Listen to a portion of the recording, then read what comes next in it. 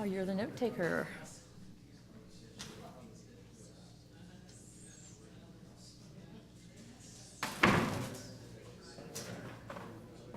So this is now, we're mending this, correct? Didn't we amend it?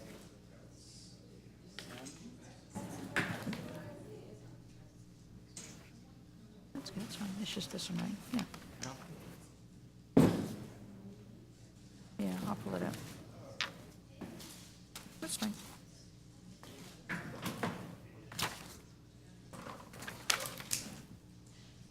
That's what I thought. Okay. Reading tea leaves.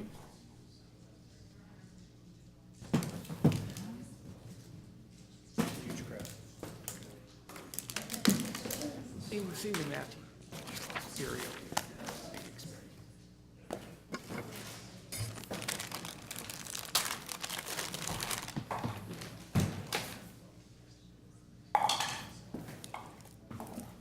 So I have reading of the mission. I'm not leaving anybody members feeling tonight. upset or alone by my taking notes. You know, is anybody who's really looking to? We're gonna take notes. I'm the note taker tonight. Oh, I thought Kim was. Was it? It's me. Oh, it's you? I had it down as me. I looked at the Yeah? list. Let me double check. Okay, because I thought that, Ross asked me to look earlier today. yeah, okay. Guys can flag over. Yeah, I'm not gonna challenge you on that. Well, yeah, but unfortunately, I think that you were supposed to be the note taker at the previous meeting. And I was supposed to convey that to you when I walked into closed session and I forgot all about it. Well, Ross and I swapped A while back, though. It was April 18th.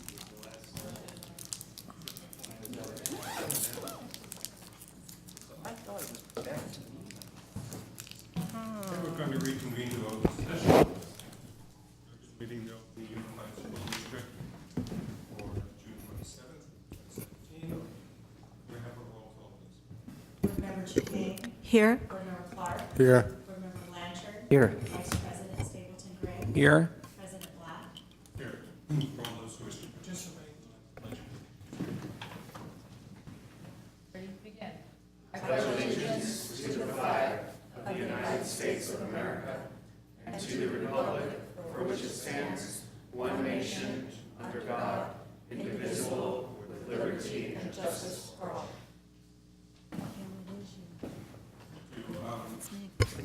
Our Sterling Board members would like to read the mission statement.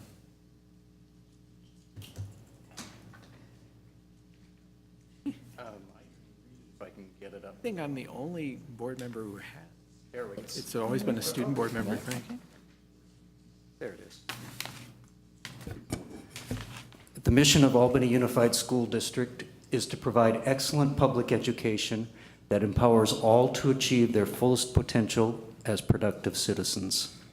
AUSD is committed to creating comprehensive learning opportunities in a safe, supportive, and collaborative environment, addressing the individual needs of each student. In closed session, the board voted unanimously to uphold 2 challenges to the content of pupil records. That's what I need to say about that. And can we have a motion to approve the agenda? Unless somebody has some changes. I motion to approve the agenda. Oh, sorry, we need a second. I'll second that. All in favor, say aye. Aye. Okay. Consent calendar, does anyone have comments or questions on the consent calendar? Kim? I do, 1 second. I have just a note about the donation report on, I think, page 64. Okay. Anyone else? Okay. So I'm not asking it be removed from consent, I just want to make a comment about it. Okay. And go ahead, okay. So You can see on page 64, the board packet, that just under .6 million was donated to the district last year. It was 590,000 plus some change. The vast majority of this was donated by community members. I want to thank everyone who donated once more for supporting our schools. Albany is dedicated to a superior education for all of our students. Albany students are getting what has become rare in the state of California, an excellent public school education. I also want to mention that as we go forward into the budget priorities process, that donations become even more important. We shouldn't think about the budget cuts that must happen as the only thing possible. We shouldn't resign ourselves to doing less for the kids. We need creative and motivated people here in Albany to find a way to get to the yes here, to find a way to get more funding for our students. Concurrent with the budget priorities process, I would like to see a funding committee formed, or perhaps this is something that the fundraising advisory committee could take on. I'm worried that cuts at the schools could snowball into unhappiness, and working simultaneously with fundraisers could help us minimize the collateral damage and possibly help us find new funding streams or even increase donations in the years ahead. Thank you. I'm sorry, are you suggesting a, excuse me, a board committee, a district committee, or this, are you just suggesting that well, some citizens might want to do this? There is a committee formed, the Fundraising Advisory Committee, that's the PTA presidents, the presidents of AMF, AEF, School Care, that all that meets with the district several times a year. You know, so maybe this is something that they could take on, but I think it would be a community committee with some, maybe some district participation if we were looking for more funding. Okay, Okay. thank you. Anything else? Any public comment on, is this not, can you not hear Jeremy me? says it's working fine now, thank you. Okay. Any public comment on the consent calendar? Okay, then can we have a motion on the consent calendar? So I move the consent calendar. We have a second. I second that. All in favor of approving the consent calendar, say aye. Aye. Thank you. Board and superintendent report. Thank you, President Black. I just want to thank everybody, especially all of our staff, for all the work that they've done this year to make sure that our students receive the best education that they possibly can get. I also want to report that summer school started yesterday at Cornell Elementary, and throughout this summer, summer cleaning will occur at all of our sites. A lot of deep cleaning happens, and there's a rotation, so there'll be a lot of activity at our sites this summer. Thank you.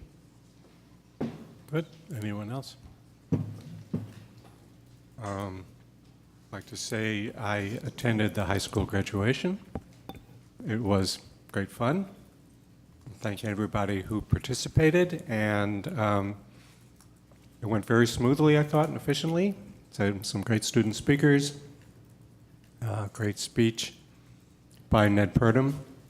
We're going to miss him at the school. He's a great teacher. Ross, I think you attended the middle school promotion? I did, and the highlight of it was the, I think the student body vice president's wrap. It was also a very well-run, speedy promotion ceremony for the middle school. Great, and I believe that somebody attended every one of the elementary promotion ceremonies as well, is that right? I was at the Marin promotion ceremony and at the high school graduation. Great. Okay, so thank you everybody for your participation, and another year gone, I think mostly successfully, and looking forward to next year. Okay. Brings us to our regular staff report on promoting safe. Sorry. Well, we don't want to skip that. Anyone here to address the board on matters not on the agenda? Please.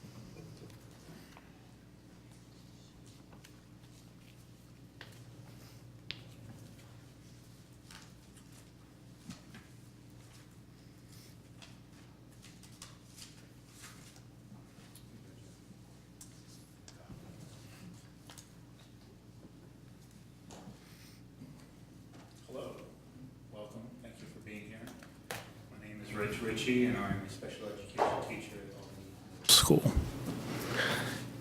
This past year, AUSD students with special needs have experienced many challenges.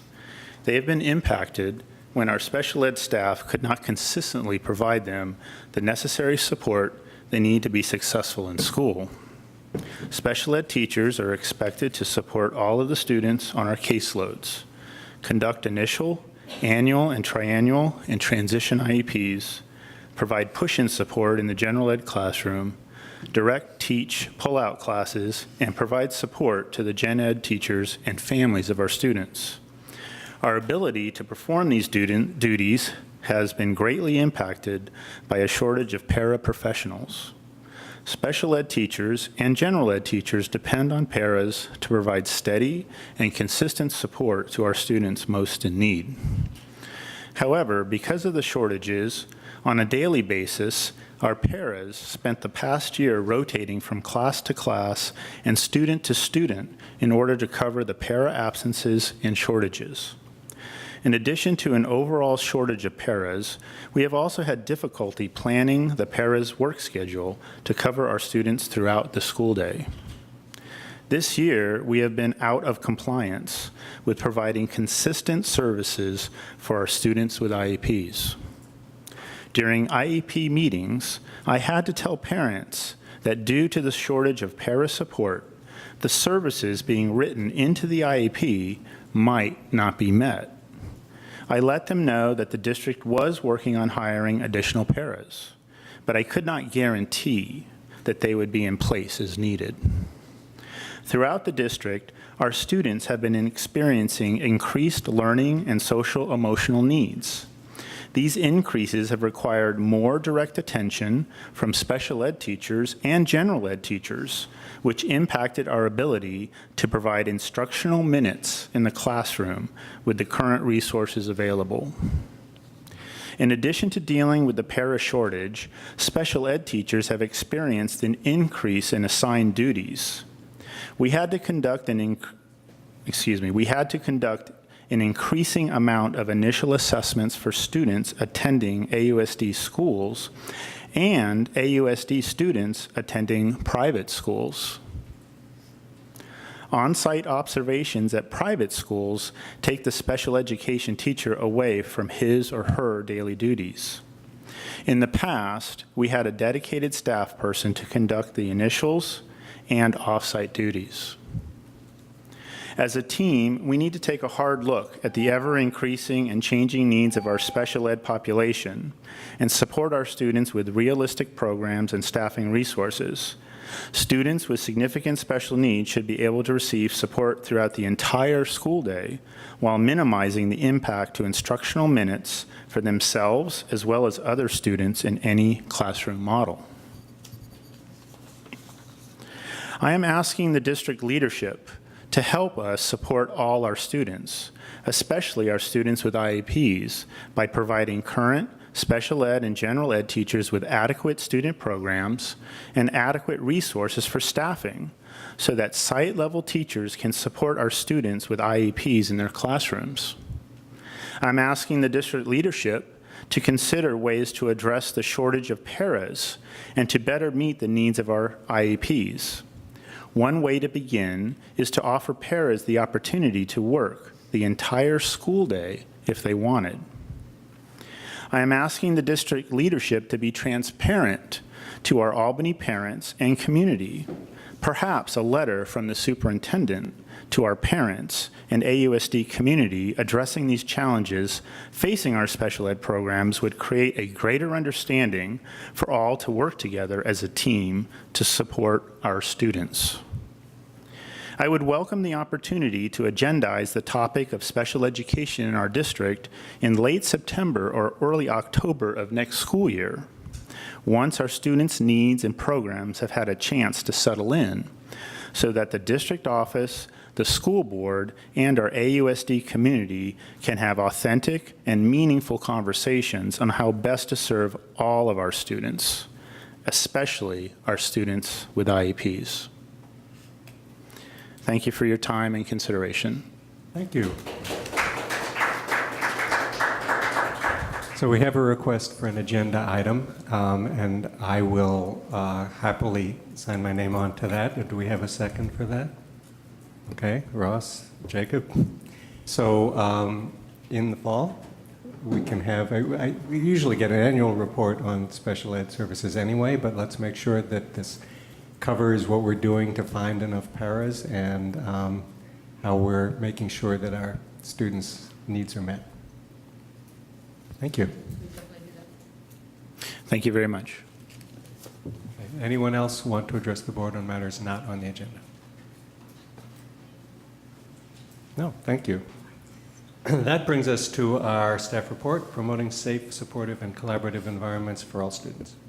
Thank you, President Black. Trustees, Marie Williams is on vacation, so I'm going to be giving her report. I want to give you an update on Albany coming together. This is a task force that we've renamed ourselves to coming together and working on issues. We have anywhere between 80 and 100 interested community and staff members and students who have come together and are on various committees. So during the first meeting of our Albany Coming Together, several subcommittees were formed in the following areas: elementary and secondary curriculum, responsible technology use, student, parent, and community engagement, staff engagement, professional development, and policy and organizational development.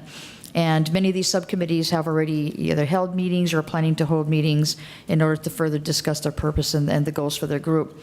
I'm on the steering committee, along with our two co-chairs, Bonnie Wolf and LaRon Mallard. They are the two co-chairs of that committee. And we have been meeting with members of that subcommittee to provide support. We did hold a meeting on June 12th, and we will be meeting again this summer.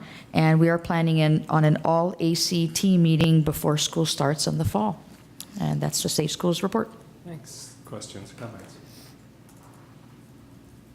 From the audience. Thank you. We have a review and discussion item, Board of Education Annual Retreat. Okay, the board annually conducts a retreat, and this is a discussion item on whether when the board would like to meet, where they would like to meet, and topics discussed, and if they would like to have a facilitator for that retreat. So I'd like to turn it over to the Board of Education. So did anyone come with items that they want to discuss at the retreat? I know you've been concerned about it, Jacob. Do you have any specific? Yeah, I was going to say, I brought it up in general a couple times with the California School Board Association training. I went to the 5 courses, and it was brought up at almost every single one of them that it was a good idea. So you guys having more experience on the board, maybe you can tell me what you've done in the past, and we can see if we can modify it a little bit, you know? I mean, I'm not demanding anything. I was just hoping that we can get together and talk instead of... In the past, we've tried a couple of different things. The CSBA has a pretty elaborate form that they use for board self-evaluation. We've used that once or twice. Not all the board members liked it. We came up with our own board self-evaluation form. We never seem to have anything that everyone really likes. We could do that. Try to come up with a list of possible discussion items and then see who's interested in which, or if people have specific things that they want to talk about, we could just go directly to those. We can use the time any way board members want to use it. I think it's a good idea for the board to be reflective and to look at how effective we think we've been as a governance team, and what we might do to improve it. I'll go back and look through the materials that I have from former retreats to send you examples of the kinds of instruments that we've used to see if you'd like them. Do you remember what you did last year? I think we had a modified form. It wasn't the CSBA form, but it was a similar sort of thing where people ranked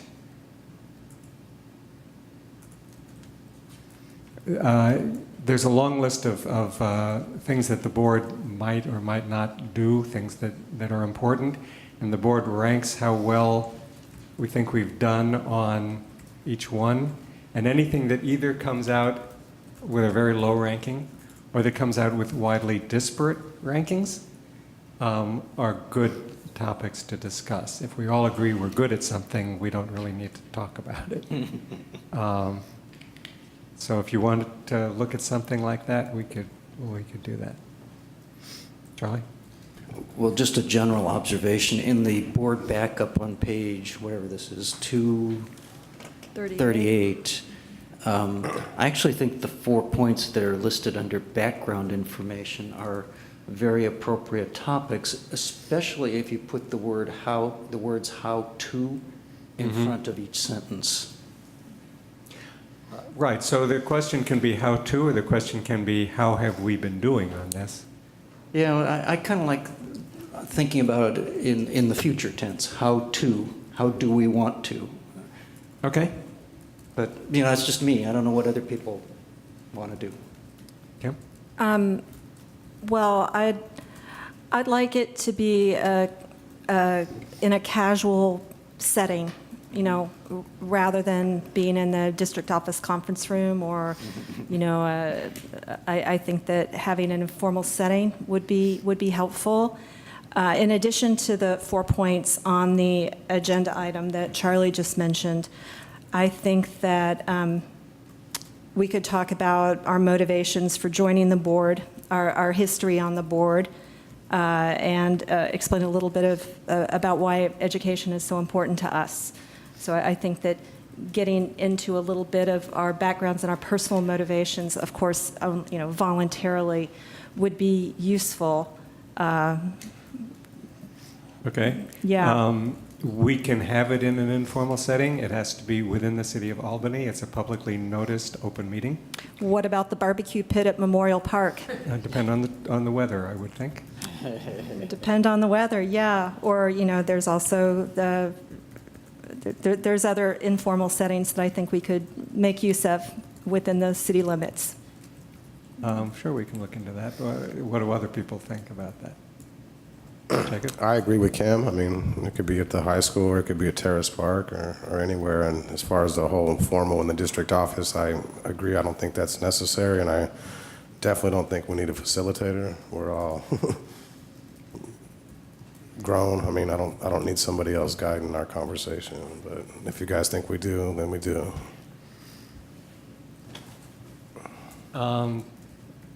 The facilitator could bring expertise on specific items if we wanted that, but we don't have to have it. If what we want to talk about is our personal feelings and how we think things are going, then we don't need a facilitator. If we want to get some guidance on how we formulate policy or on Brown Act or something like that, then we could have somebody come to address us on that. But I think, insofar as it's just reflective and board members' conversation, I agree, we probably don't need a facilitator. Russ? The question, so we're talking about the 5 current board members. We have 2 student board members select. They're known individuals. It would be best if they could, if we waited until they were here, which would mean September rather than August, I would think. I have like 2 weeks gone in August. So I'm hoping it isn't in that window. Okay, so let's try to make it in September. Is that agreeable? It doesn't have to be, well, it wouldn't be during a regularly scheduled board meeting. It would be an extra meeting. We could have it, say, Sunday morning at 5:30 if we don't want anyone to attend. No, okay, so we'll pick a reasonable time that everybody can make it. But it won't be a Tuesday night. Okay. All right, no action required on that one. We have the Albany Middle School Annex project update. Thank you, President Black, trustees. The purpose of this item is for the board to review and discuss the Albany Middle School Annex project.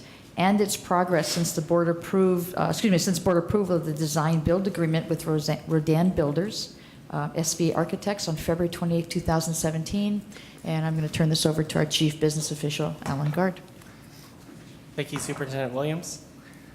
Good evening, Board. So this project has evolved as assumptions are updated and new information is received. This update helps provide the full board and the public the opportunity to see the progression as well as comment on the current progress. One of the things that all projects require are deep understanding about the programmatic needs of the school and the school district, the needs of the community, the need to be good neighbors, and the need to be good stewards of public funding. So just a little bit of history. In the fall of 2014, when Val and I started, we were able to attend a meeting regarding the annex at the Albany Middle School Library. And so as we go through some of these slides, we'll talk about some of the concerns that we heard from that meeting and how we help try to address those concerns. So this was in the facilities master plan that was adopted by the board in 2014. This was the McGregor continuation school site, which housed technology, special education, as well as McGregor Continuation School, and also held some classes for the middle school and high school. And adult school. And the facilities master plan for the first floor tried to kind of maintain that, but just in an expanded version by focusing on classrooms for McGregor, the middle school and the high school. This was the second floor of the facilities master plan, which noted a space for the district office. And so the biggest thing that we heard from the community meeting was, do not do that. Several reasons stood out for it. One was it would be a two-story building right along the neighbor fence line, and also having district administration there, it requires a lot of visitors to come in and out, and it's already a very compact area.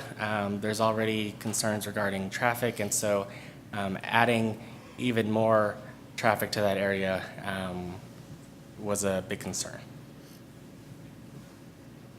So as we started developing it over the following year, we moved the two-story building to be on the St. Gabriel side, as well as placed the one-story building on the fence line to address some of the views that were of a concern.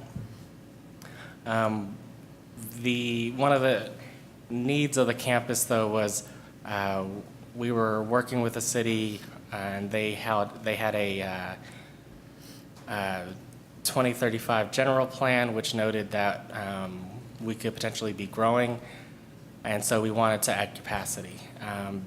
The Albany Middle School is already overcrowded, and so we needed to, at least through this design, help maintain the classes that we originally had. And we removed the district administration from this iteration. And it's not in any other iteration. So this was the proposal that we received from Rodan Builders in February. One of the proposals that they recommended was somewhat changing the design, but keeping in line with the number of classrooms, the concerns with views, and things like that. One of the things that the middle school staff really liked were the breakout spaces that were that were able to be incorporated through this design. And just for, let's see, just for some direction, so that would be the path of where a student would go. And there are these breakout spaces where where the teachers can utilize and students can kind of spill over when they're doing group work. Just for some more context, I forgot that the coloring does not look great, but there's classrooms on all those buildings. There's a computer lab in the middle, culinary, some teacher workspaces, and then a theater arts building. And so that was the proposal in February. This is what the current design is, and it's kind of an overlay over what the city looked like in 2014.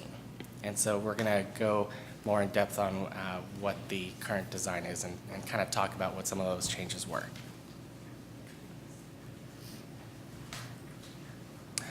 So this is the first floor of the current design. One of the things that we needed to do when keeping in mind of being good stewards of public funding is we needed to remove the culinary arts building. The other thing to help maximize space and funding was shifting the computer lab from being a standalone building to being on top of the school site admin area. And then there were some shifts and other cost-saving measures that were incorporated. We also added trees there. So this is a view of the second floor, and here the far left box is where the computer lab is, and The far left box is the Far theater. left blue box. yes, far left blue box. Furthest Thank left you. is the second story, the upper part of the room of the drama. Yes, thank you.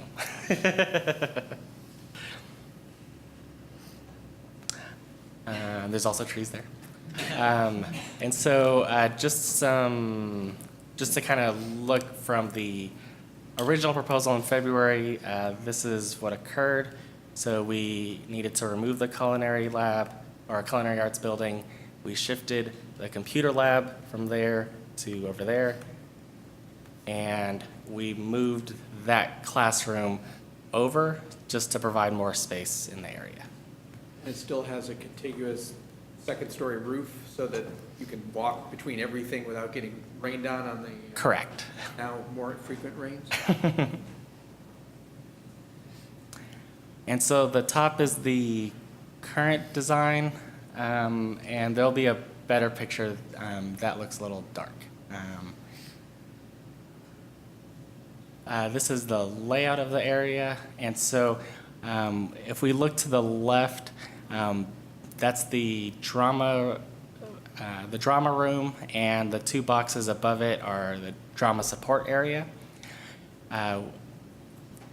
There's a door there in order to allow students, when they're creating props, they're able to spill out into the open yard to work and then accept deliveries and move things over into the drama stage. Right, and there's a door on the street side that's outside the gate, so in the evening, if it's used for public access, the public doesn't have to be admitted onto the main campus. That is correct.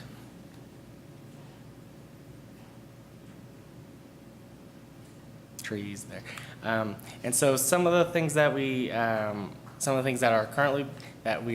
currently assessing and that we're addressing, I'll be talking about here.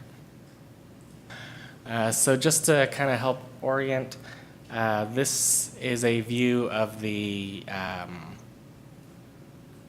drama building closest to Brighton. And you can see here that with the project, we're actually removing some earth so that the buildings and the campus actually sits lower than the neighbor fence. And then that way, we're able to kind of address some of the height concerns that we originally heard.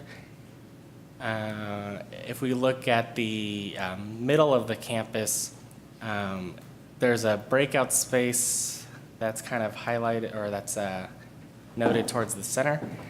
And there is a concern about students in the breakout spaces being able to see through the neighbor yards. And so we have trees there to help address that, as well as that's a person to kind of help look at scale. The trees, because there's a second-story breakout space. Okay. Correct.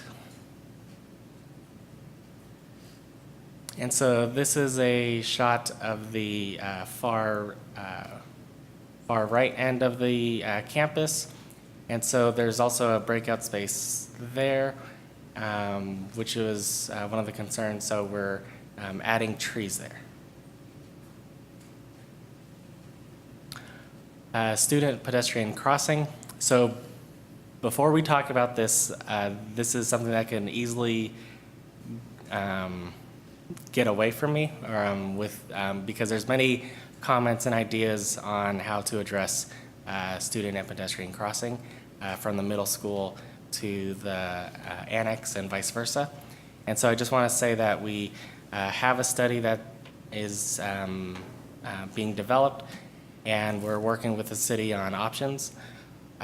Once we have options that the school district and city feel are appropriate, we'll then be able to bring some more refined options in the fall for the board and public to review. This is a view of the campus and the rooftops. So there's a state grant called Energy Efficiency, and we applied for funding through that grant in order to provide some solar for the campus, which I think will be a really good thing. One of the things that we want to do, though, is we don't want to cover the campus as much as possible, because that could generate more energy than the campus actually uses. One of the downsides to that is we wouldn't receive as much credit from PG&E when doing that. So one of the approaches is we design it to be 50 to 70% of what we think the energy usage will be, and then after energy usage normalizes for the campus, we could then look at expanding if the board desires to.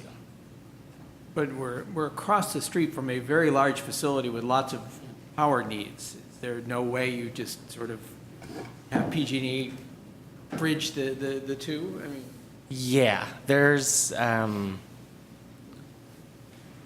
that is something we are working on. I know there was something with the Energy Commission where at first they looked at each meter specifically, and if you generated more electricity than that meter was using, then we would not get credit for that overage. But I think that they are working on addressing that to kind of be more of a, to allow us to spread it out. But I think we had just waiting until that occurs so that we can make that determination we wanted to. Alan, I'm a little confused about that. Aren't we one customer? Yes. And so don't we just automatically get credit that could be spread around to, it wouldn't have to be Albany Middle in this case, it could be any of our schools? Yes. One of the things, though, is there's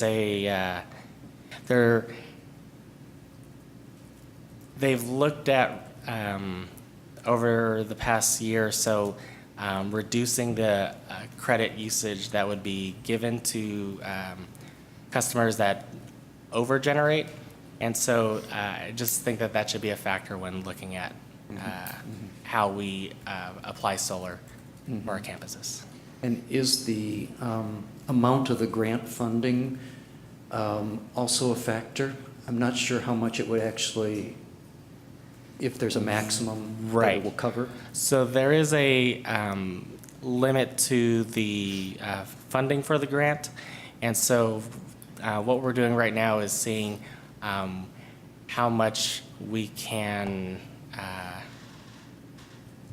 how much solar we can provide with maximizing the funding, and then if we need to scale back or not, and if there's opportunities for expansion if needed.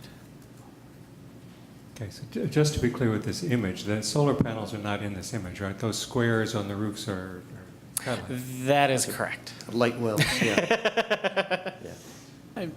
It might be helpful, I mean, given that we have a sustainability committee, to hear back of the envelope numbers. Like if we spent X on solar, we save Y on our PG&E bill, and it does or doesn't make sense given that. We've got next to no solar in the district now.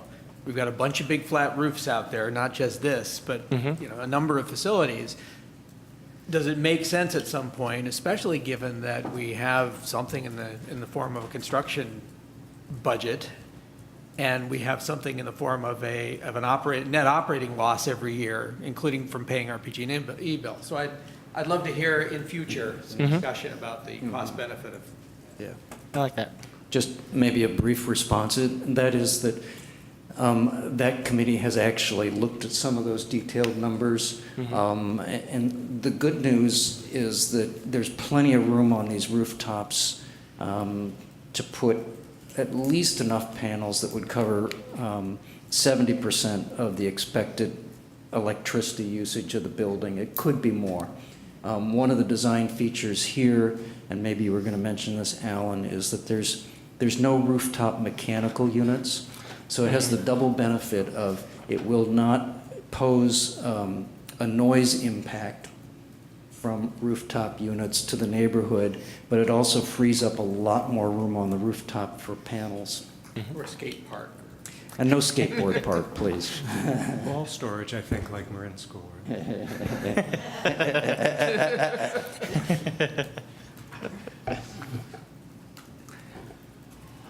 Parking. One of the other items that is of a concern is parking, both during construction as well as after construction.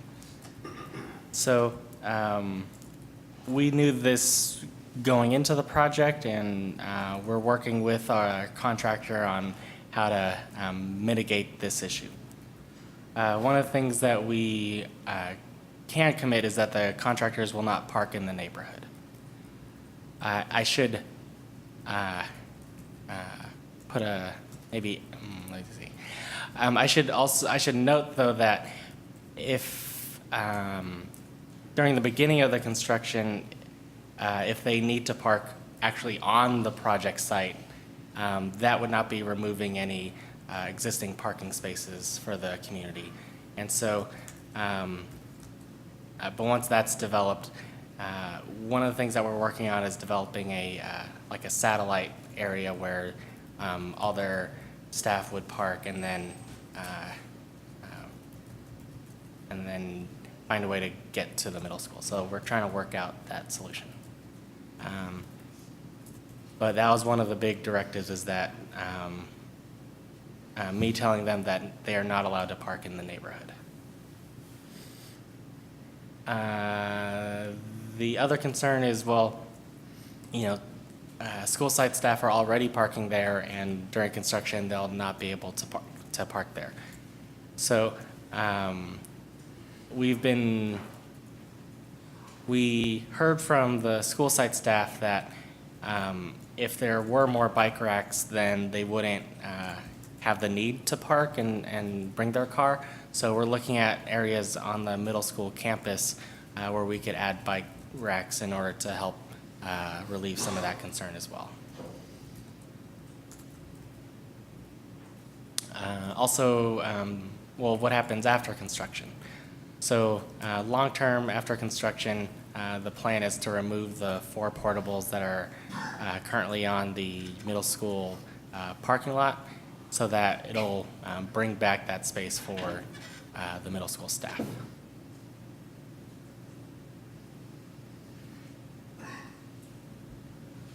Oh, and we're not adding classroom teachers, only classrooms in order for classroom teachers to have their own space. So the current number of teachers at the middle school would be spread across both campuses. We wouldn't be adding 15 more teachers and 15 more cars because of this site. Which is a little contingent on other things. I mean, if this ends up being a holding space for classrooms from an elementary school under construction, that sort of all bets are off. We'll suddenly deposit 8 classrooms of kids and some teachers, say. And I know there's a concern about where we stick the district office temporarily, and we'll have to see where all this lays. So just some next steps. For efficiency, the project is being split up into 2 packages for the Division of State Architect. One is the layout and utilities, which the architect is planning to submit next month. We'll then have a board meeting on August 22nd where the architect can present a final design. I'll also see if that's the best time for addressing the parking options and also explain where contractors will be going during construction. In September is when we would submit to the Division of State Architect the entire building designs for their approval. And then September 26th board meeting is when I would bring forward a contract to authorize beginning construction once DSA approves each plan. So when could we anticipate construction actually beginning? That is a good question. I think it would be better to wait until we receive information from the Division of State Architect before making a target. Well, I can make a target, but then it's usually between 4 to 6 months for the Division of State Architect to approve plans.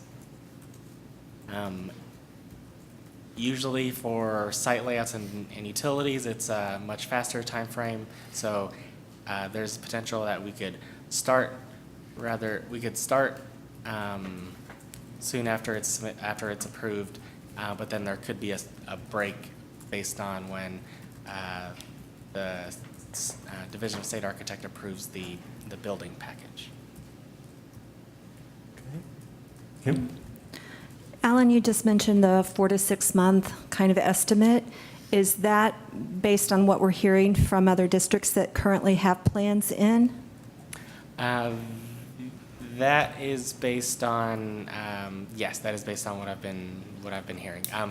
Not plans that they have in. It was more of a time frame from several months ago, and they could have been referencing a different time period. I recall hearing that the DSA was contracting out because they'd gotten very, very slow. Mm-hmm. And so I was asking that, wondering if contracting out was speeding up their response.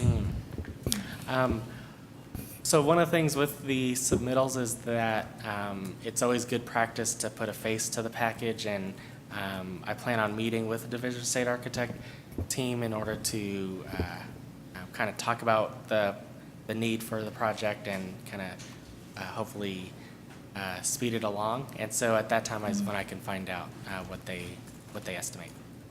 Thank you. Thanks. Jacob. I thought in the previous meeting, I could be wrong, but I thought that the goal was to have this construction done by the end of next summer. And if we're still 4 to 6 months away from even having DSA approve it, obviously it's not going to happen. Correct. And why are we, I thought construction was supposed to begin this summer. Right. So one of the drivers of that was the need for more iterations and more input on the design, so that we balance the current needs as well as the long-term impact on the neighborhood and the community. And so through those various meetings is when we felt like we needed to kind of take some more, add some more meetings in order to come up with a design that works with everybody. And so what that did was add more time to the time frame. Charlie? So I'll take responsibility for that. I think it's good to slow it down a little bit. What we had heard from the architects was if we were really going to try to open the building in August of 2018, what they would have to do would be to have a 100% design package completed now, which would give the board no time to hear this presentation and provide feedback of any sort, nor would it give time for the architects to incorporate that feedback. And so at the last committee meeting, we did talk about the importance of making sure that the community had a chance to provide input and there was enough leeway in the schedule for the architects to incorporate that input. And so basically what's happening in this schedule right here is that the architects will be hearing input from tonight's meeting. They'll be hearing input from, or they'll be incorporating the input that they've heard from the Sustainability and Integrated Design Committee. They're at about the 50% stage rather than the 100% stage, so that they can take that input and incorporate it into the final set of drawings without redrawing them. What that then does is it gives them until about the end of July to incorporate the final set of comments, and then they will have the opportunity to bring to the board in August the final design. We as a board will have an opportunity to hear that final design, but we won't actually have to vote on spending the money to go out to construction until September. So it just gives a little more time. And so staff talked about that in several meetings and felt that an opening date of, what would that be, January 2019 would be acceptable as well. So that's where the more relaxed schedule came from. It was a desire to just provide more opportunity for input. But that wouldn't preclude us moving forward with some of the other projects before this was No. actually complete. Absolutely not. But it does now invite agendizing, where does the district office go? Since one of the suppositions, I think, was that by December of 2017, we'd be able to tell the UC, don't worry, we'll be gone. So we won't have a known place we've built for the district office to go come end of June. Either UC changes its mind yet again, or we discuss where the district office will be. We will be continuing our discussions with UC Berkeley in this area. And internally, I think. Sorry? Internally, I think, we're still talking. Oh, absolutely. Jacob? I have a question about that. I was so much reading, these packets are huge, but I thought we had to let the University Village know by June 30th what our plans are. Yeah, we did. They keep pushing it back. They don't actually have plans to move into that space, so they're willing to be a little Was flexible. something said June 30th of 2017? We needed to let them know where the district office was going to be. So I could clarify that. The agreement was that we would have up until June 30, 2017. They, after begging and pleading, they gave us a 6-month extension to December 2017, and the option to go through June 2018 only if we had a plan on where we would move by June 2018. By December, we had a plan where we So would move by in end June. of, Yes. end of this calendar year, we will tell them, don't worry, we're going to El Cerrito Plaza or the racetrack. Yes. Great. Kim? Yeah, I just wanted to comment overall. You're talking about, board feedback on the plans.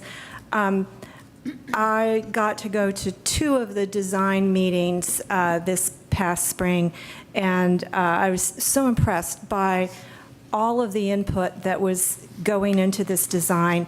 I don't know how many hours Principal Brill, Deborah Brill, has spent going over these plans in great detail. Teachers have always been involved from the beginning. There's also been, the sustainability committee from the experts from the community. Neighbors have been involved. And the design has just gotten better and better. I wouldn't say anything about the plans at this point, except that I think that the correct process was followed, and that very, very thoughtful input and planning has gone into this to get it to the state that it's in now. I think that it looks like a wonderful campus. Thank you for all of that work. Thanks. Charlie? Well, I wanted to echo Kim's comments that I think we owe a great big thank you to all of the Albany Middle School staff who have put in lots of hours on this plan, and to the members of the community who have been to those Sustainability Integrated Design Committee meetings. All of them are design professionals. They're architects and engineers, and they have provided us with absolutely invaluable advice on how to make the buildings better buildings, including how to make them well-lit, well-ventilated buildings that work in terms of circulation. And the last committee meeting was really devoted more to the exteriors. Actually, if you can go back 2 slides so that we're all looking at that. Yeah, whoop, there it is. So, some of the advice we've gotten from the design professionals has helped bring this. It's not totally clear from just this rendition, but it's helped bring the scale down so that it's not quite as massive a feel to it. And of course, it's not a massive building, like it's nowhere near the size of Albany High School, but some of the advice that has been offered and is incorporated into this design actually has to do with the slope of the roof, for example. So here, instead of seeing a shed roof, that is one that slopes from one side to the other, as in the original rendition, you see a gable roof essentially along the main building there, so that it's intended to minimize the actual view of the roof from anywhere you might be standing. In fact, I think it would be very difficult to see the roof from street level just about anywhere. One of the most recent suggestions that came through that still has to be evaluated is to kind of continue that sort of gable roof right over to the drama building so that it has that same kind of pitch rather than being a slope. And the effect of doing that by bringing the roof lines down on both the east and west sides of the building is to make it just a little less massive when you're standing next to it. So there's been a lot of effort put into thinking about how it fits in, how it can be made to fit into the neighborhood. We were down to the point of looking at that wall that faces Brighton there from the drama room. Might be a great place for a marquee. So, just again, I would just echo Kim's comments. A big thank you to everybody who's really put in a lot of time and effort to improve that. Thanks, Charlie. Do we have comments, questions from the audience?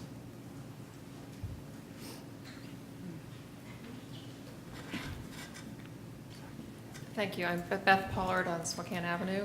I do want to acknowledge the changes that were made since that meeting in 2014, and I'm pleased that the district offices aren't there and that you have brought back the scale of the building. As I said at the last meeting, though, the neighbors do have concerns about the screening between the buildings and particularly the 6 or 7 houses on Spokane Avenue whose backyards are right directly adjacent to the development, and particularly the gathering spots on the second floor that look directly over the neighbors' backyards. And although there's trees being proposed there, I don't think that the neighbors have a good enough feel for what that will be like, and also the length of time the trees will take to grow, how big will the trees be when they're planted. I would really urge the district to have the architects and district staff meet with the neighbors, particularly those whose backyards are directly behind this development, to meet directly to really get a better feel and have some more iterative conversation about what could be done, whether it's landscaping, fencing, whether it's something in the gathering space itself, for an interim period, if there's some screening that could be done there while the trees grow. I'm not the expert, but perhaps there can be some conversations.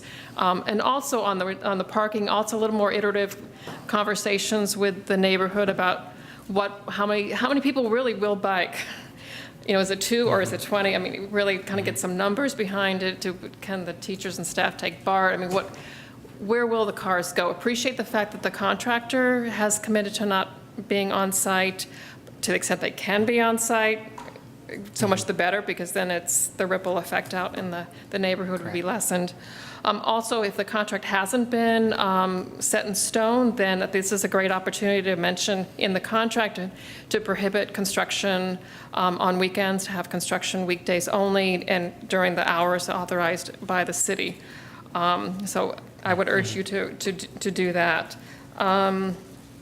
Again, I think it's really about a conversation and being responsive and respectful to make sure that there's sufficient screening as the landscaping grows up or other opportunities can be pursued.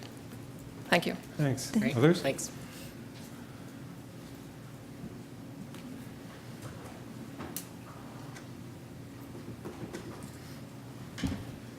Good evening. I'm Doug Donaldson. I live at 627 Spokane, and I'm also on the Planning and Zoning Commission for Albany.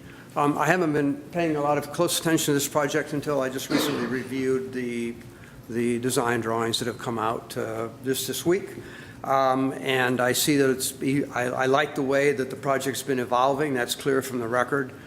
So I echo Beth's comments and Charles' comments on that.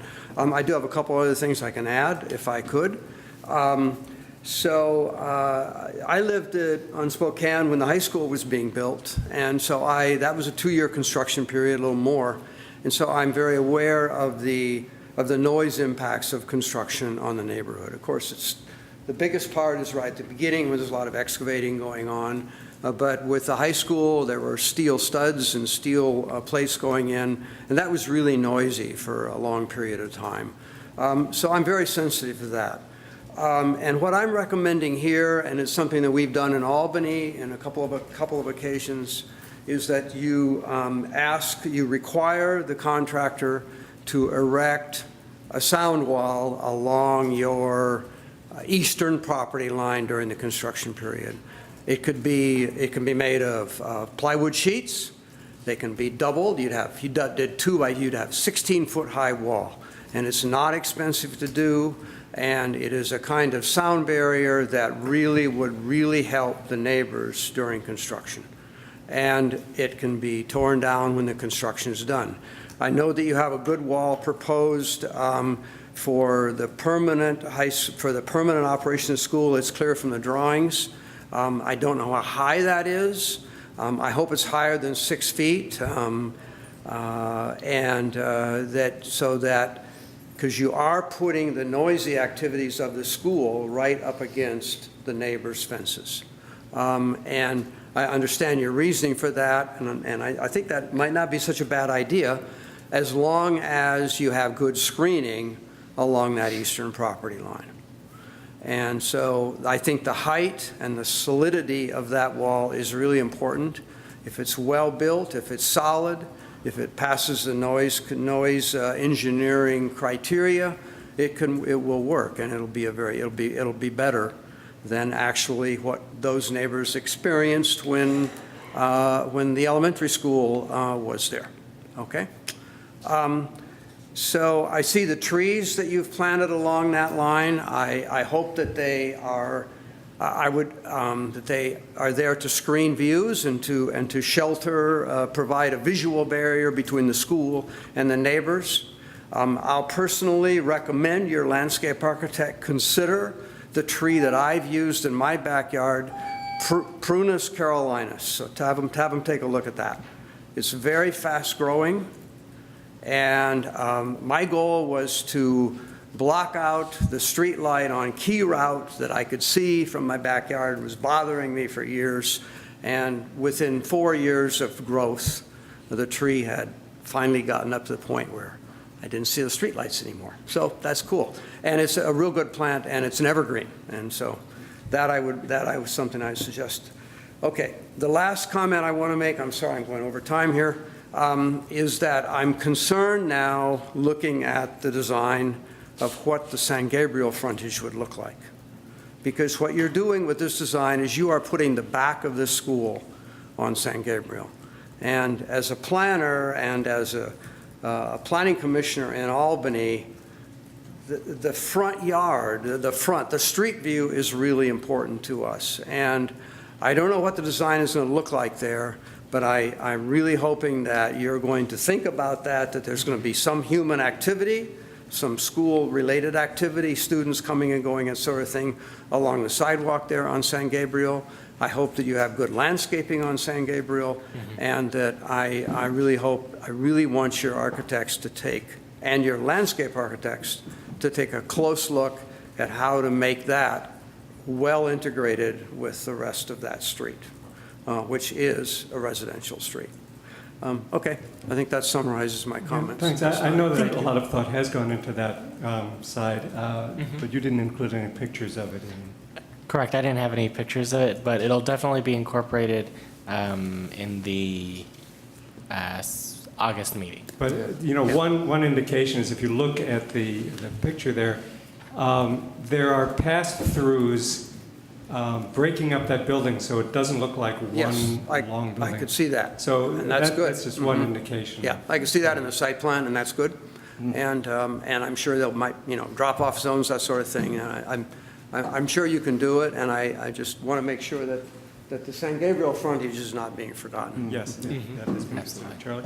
Yeah, Alan, I wonder if we could actually make elevations available, because they do have elevations for that side. Great. And they've been working on them, so they're probably going to change a little bit, but a lot of attention so far has been given to both the question of vertical and horizontal banding on there, because it's a long building. You don't want to have a whole lot of long horizontal stripes on it, so breaking it up a little bit with some vertical elements. There's windows on that side as well. It's not going to be a blank face.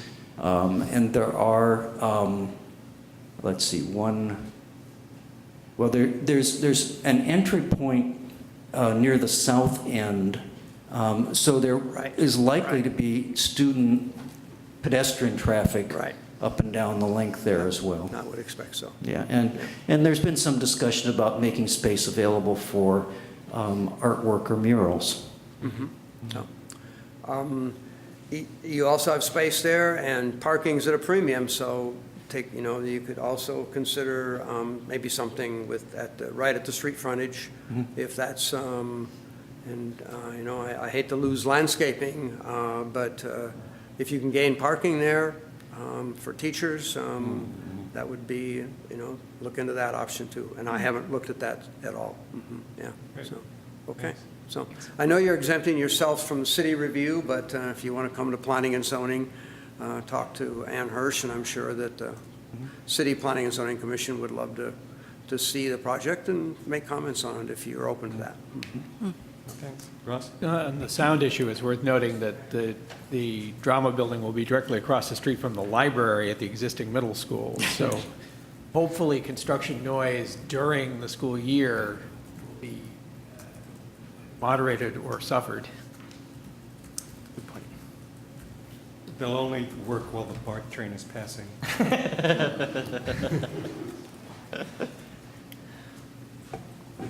Yes. Hi. Hi. My name is David Kim. I'm a resident of 610 Spokane. Thank you so much for the new renderings that incorporate the last comments that we had in the last meeting. I'm here to talk about two issues, privacy and safety issues for the neighbors. It's great that you guys are incorporating our comments into the future plans. And for that reason, I wanted to make sure what will be the open. Could you speak a little more into the mic? What will be the open and close time for the properties? When will the traffic would start? Foot traffic in the building area will start, and when will be the gate will be closed for the security of the building? And also, will there be a security camera that was there before? And that's another issue. And on the privacy side, it's great that I see trees there, but how dense is that tree along the wall would be great. And also the height of the new fence that's going up. Thank you so much. Thanks. So just a couple things. So the landscape architect is currently working on what the type of tree is. Currently, all I know is that it would be a tree that would fall under the what is it called? The Bay Area friendly trees. What is that called? Bay friendly landscape. Yes. Thank you. Thank you. And regarding cameras, we are well aware of the concerns that of the events that were occurring during the during the old McGregor campus and what was occurring there. And so we're looking at ways to mitigate that. This would not be a, like an open campus throughout the night and into summer. This is more, there's gates that we would use to block off access during school, and once school is over, be able to block off access as well. And I would just also ask that if there, even through some of these measures that we're taking, if when the school is built there are issues, please let us know immediately, and then we'll be able to work out ways to address that. Thanks.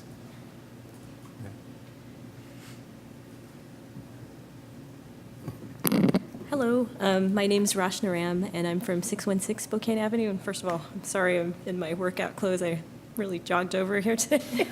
I thought I wasn't going to actually speak, but thank you for putting this item on the agenda after the last meeting. We really appreciate that you gave us a chance to actually talk about it with you. Absolutely. As I basically want to reiterate mostly what Beth had said. We'd really appreciate having the chance to actually discuss these issues with the architect, because I think it would really help in real time for him to say, like, this is how high this will be, this is what this will look like, and then we can give immediate feedback on what we think.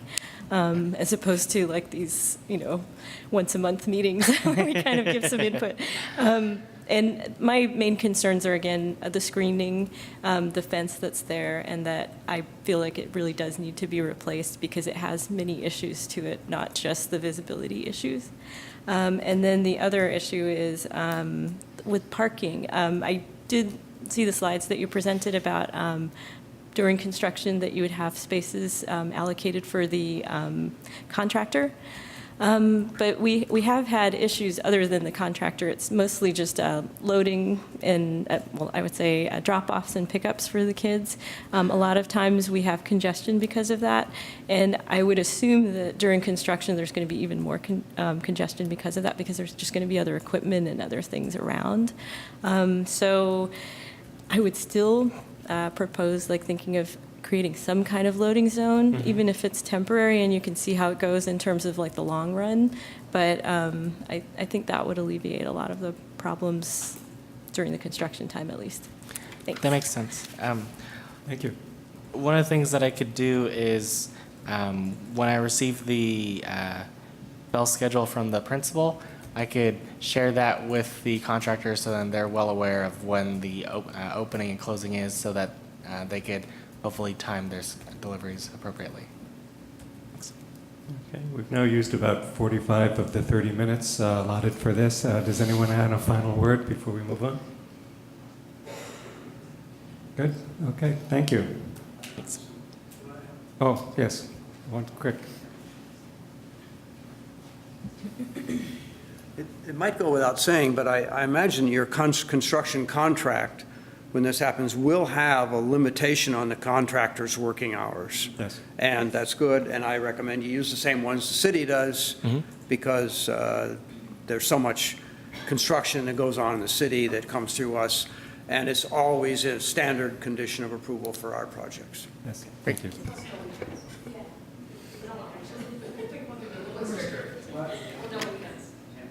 Okay, thank you. And Albany does allow weekends, so if you do not allow weekends, that's great. Okay, so moving on, we have our first review and action item is approval of the creation of an ad hoc facilities steering committee. Thank you, President Black. This purpose of this item is for the board to review and approve the creation of an ad hoc facility steering committee, and this committee will review, analyze, and recommend to the board an implementation plan for the outstanding facilities projects. And I'm going to turn this back over to Alan Gard. Thank you, Superintendent Williams. So this idea came up several months ago when we were looking at the creating a facilities master plan committee to help realign the facilities master plan with our current projects. And one of the things that I recognized was lacking from this board item was kind of some options and opinions on for the board to take a look at regarding composition, duties, and timeline. And so I incorporated some of those recommendations, but I can express it since the public wouldn't have it. As far as composition, I was suggesting 10 people, 2 board members, 3 community members, 2 district staff, which would be the superintendent and the CBO, and then site representation from 1 person from Marin, Ocean View, and the high school, so that they could help express kind of their needs and thoughts on how we move forward with these projects. Regarding duties, there would be 3 major items. One is developing a recommendation to the board on temporary housing for the district office, developing a recommendation to the board on the timeline for the high school, Marin, and Ocean View.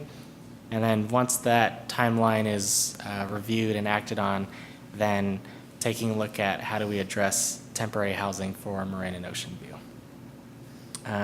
And regarding lifespans, it would be dependent on the need of those 3 milestones. Okay, so do we have questions or comments on this committee? Is it clear to the board what the committee will be doing and for how long it'll be doing it?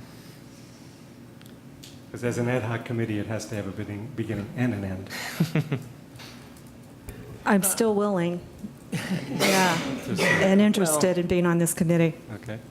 We're talking about a rather lengthy process. I mean, you talk about having an end. If we said, well, the end is the completion of all of the currently identified projects in the master plan, we're probably talking at least 6 years out. Okay, we're talking about all the projects in the master plan or the projects in the bond measure? Well, the bond measure is bond measure. It mandates that we spend the money on construction largely, and we have some Measure E monies we could spend on technology or whatever. We have a master plan. We have bond monies. I strongly suspect that the 2 won't exactly align. This committee could very well be addressing what to do when the money runs out. I think there's an awful lot of variables in this too. You know, when I arrived on the board, there was a plan that we would rebuild Marin and Ocean View, and the state would probably give us a lot of the money for it. As of 2017, 5 years after that seismic survey that triggered everything, and there was increasing enrollment, and we also sold this on the idea of overcrowding. Well, in 2017, we have somewhat declined enrollment. We have an expectation with budget that class sizes may increase, which will decrease the number of classrooms we need. So overcrowding may solve itself in the most ugly sort of way. If the state is not going to give us money, therefore we have a lot more flexibility on what we do, I think that opens lots of possibilities. If we're going to knock down an elementary school, that's going to be a lot of work. Dealing with the displaced elementary school is a major chore. And maybe the right answer is you knock down an elementary school and you build about at least 150% of what was there before, and maybe solves our problem right there. You know, if we replace, say, Ocean View as I think the largest physical campus with a 3-story building that houses the district office on top and this, that, and the other, you know, it's kind of going the Emeryville option of building a monster campus, then we have this much reduced need for replaced Marin. Anyway, I think there's an awful lot of variables. I wouldn't imagine tonight we're going to create a committee with a known sunset date and scope when there's a lot of open variables. Well, I think we need to, if it's an ad hoc committee. Otherwise, it needs to be a standing committee, and there are different requirements for it. And what we've never talked about are things like, if we are going to rebuild an elementary school, where do we park the kids for a year or two? And I think this would be a fine role for that committee to solve, and maybe if that ad hoc committee only lives a year, but we anticipate that in its wake we have a construction plan and a big model of where we go next. No problem with that. And absolutely that issue of where do the kids go, we talked about that prior to the bond election. Said we'd address it, and we haven't. Okay, well, I think everybody wants to speak, so let's hear everyone, and then we can sum up. Jacob? Charlie was You had your hand up first. You sure? Yeah. Just the timeline, as far as you saying it should have a start date and an end date. Here, it's only 4 months. And Ross is on page 268. I don't know if it can be. Anyway, it says for it to begin in August and end in November, both in 2017. So that's very short. The targeted, no, I think the timeline to the board would come in November 2017.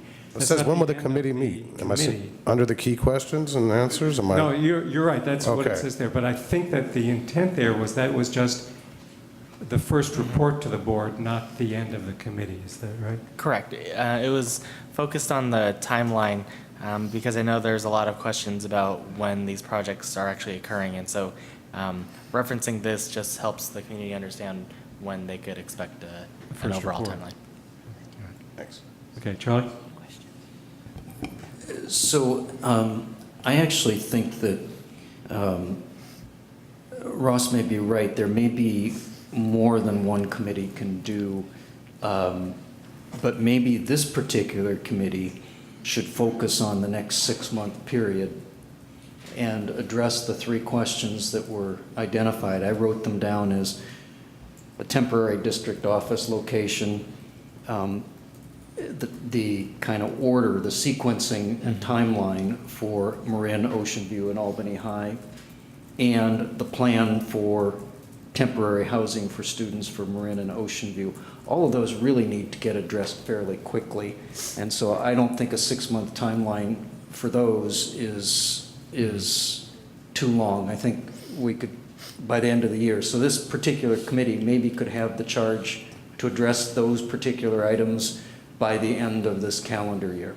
That would be my suggestion.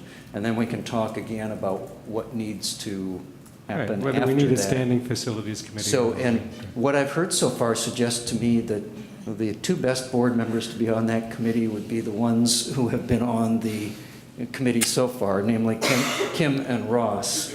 And no, and I say that because you're thinking more about the scheduling and timing of some of these buildings, and I'm going to see the buildings themselves through the Sustainability and Integrated Design Committee. So I'll have, I'll be able to participate in that way. We can ask Jacob what his interests are, but I do want to acknowledge that you and Kim have been the ones who were part of this ad hoc facilities master plan update committee, and perhaps this is a logical extension of what you were already doing. Okay. Well, we don't have to populate the committee tonight, but that's a nice suggestion. Kim? I just wanted to speak to Ross's comment about maybe that our overcrowding is going to take care of itself.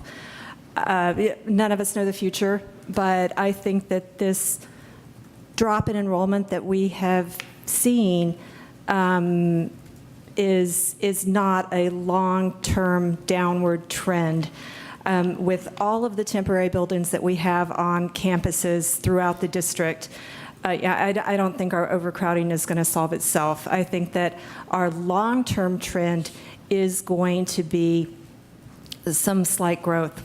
And I think that we need to be careful when we're looking at short-term fluctuations and the long-term. However, I mean, we don't know the future, but we've all seen how difficult it is to buy into Albany and how many families are flocking here. So I don't think we're really going to be lacking for children to educate.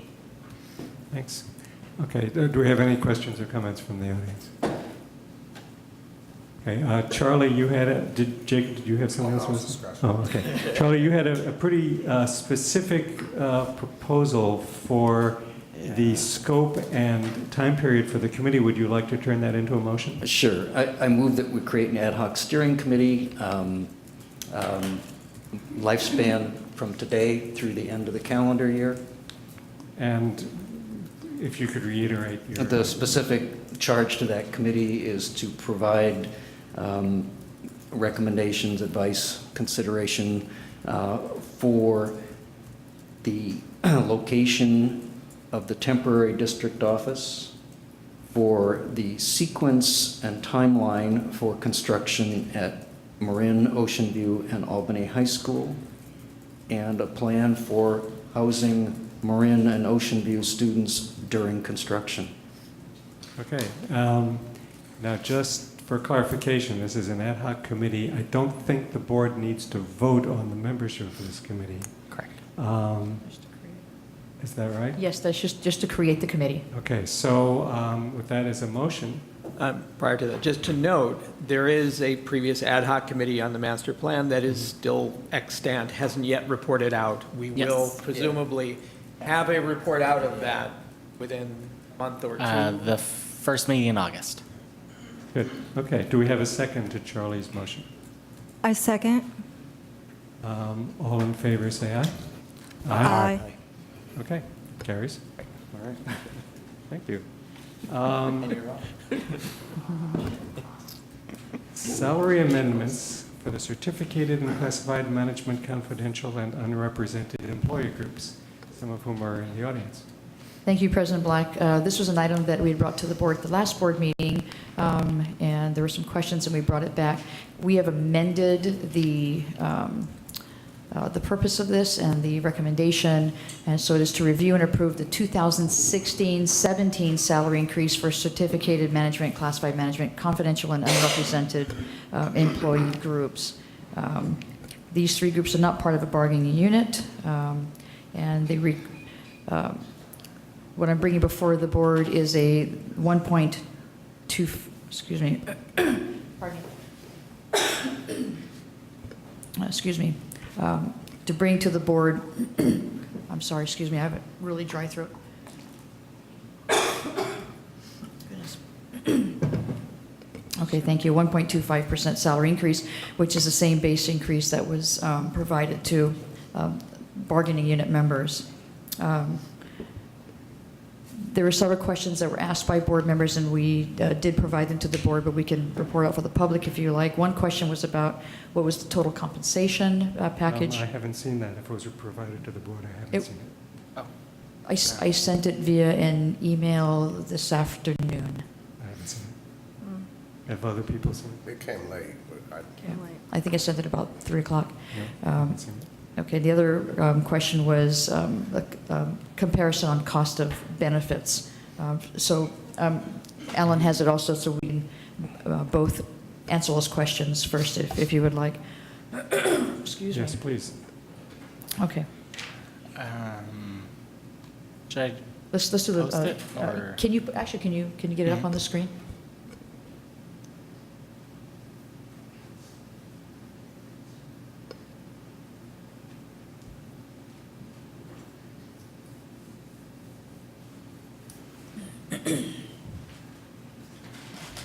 Maybe zoom it so it's just a little bit. There you go. Thank you. So there are 3 levels of benefits: you have employee only, employee plus one, 2-party, and of course family, 3-party or more. And then the medical benefits contributions for 2017, you have for Blue Shield family $31,975.32, and Kaiser family $22,881.72. If you look at the chart below, this is the total compensation per group. So if you look at the salary increase for 125, and this is retroactive to February 1st, 2017, you can see the benefits equivalent as well as the total compensation percentage in the right-hand column. The total compensation is 1% and the salary increase is 1.25%. So in addition to the salary increase, there were benefits, and that reduced the total compensation? Yes. Well, for SCIU, it did, mainly because most of its membership have Kaiser, and the Kaiser premium rate went down. I'm not looking for Paul, it's Oh. the difference between retroactive to February 1st and annual. I see, okay. Oh, Yeah. sorry. Oh, that was the. That's all. Sorry. It's in the middle of the 1.25 and it's 1.25. 6.25. 1.25 is the annual, but it's 0.62, or excuse me, 1.25 is the retro to 2.1, but it's equivalent to 0.625 For the annual. year. Yeah. Okay, so the Yes. total compensation is for Yeah. the year. It's not Yeah. compared to the retro. Yeah. Correct. Okay. The reason I had to So- do that was because the benefit equivalent is for the year, and so I tried to do something that's apples to apples. Okay. That's interesting.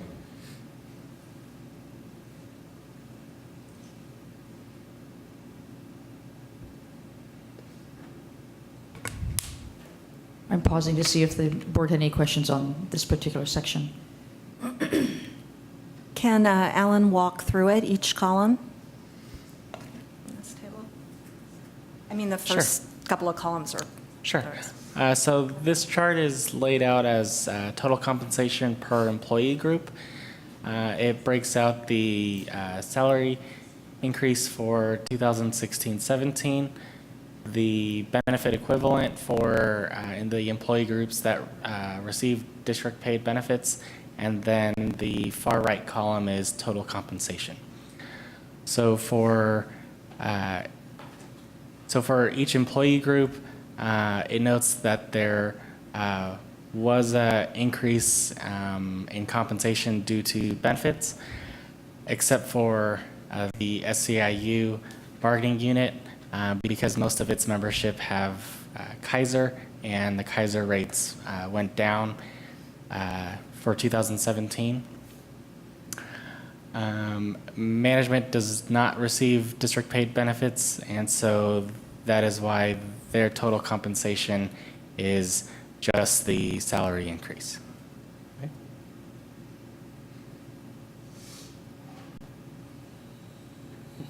Okay. Can you scroll down? We also calculated the cost of 1% per group.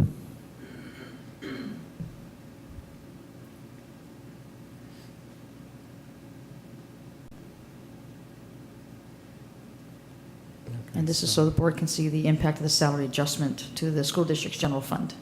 So I think that the questions that were asked, the reason that this was tabled the last time, the questions that were asked had to do with equity and how this compared, how the increase for the unrepresented confidential and management, whose benefits are included in the salary, compared to total compensation for the other groups. That was my understanding. That's why I asked for total compensation numbers. So are there remaining questions from board members before you are ready to vote on this? I have no questions, but I think we need to ask for public comment. We've offered a 1.25% increase to every other group. I don't see any reason that we wouldn't do the same for this group, and so do let me know when you're ready for a motion. Okay, do we have public comment?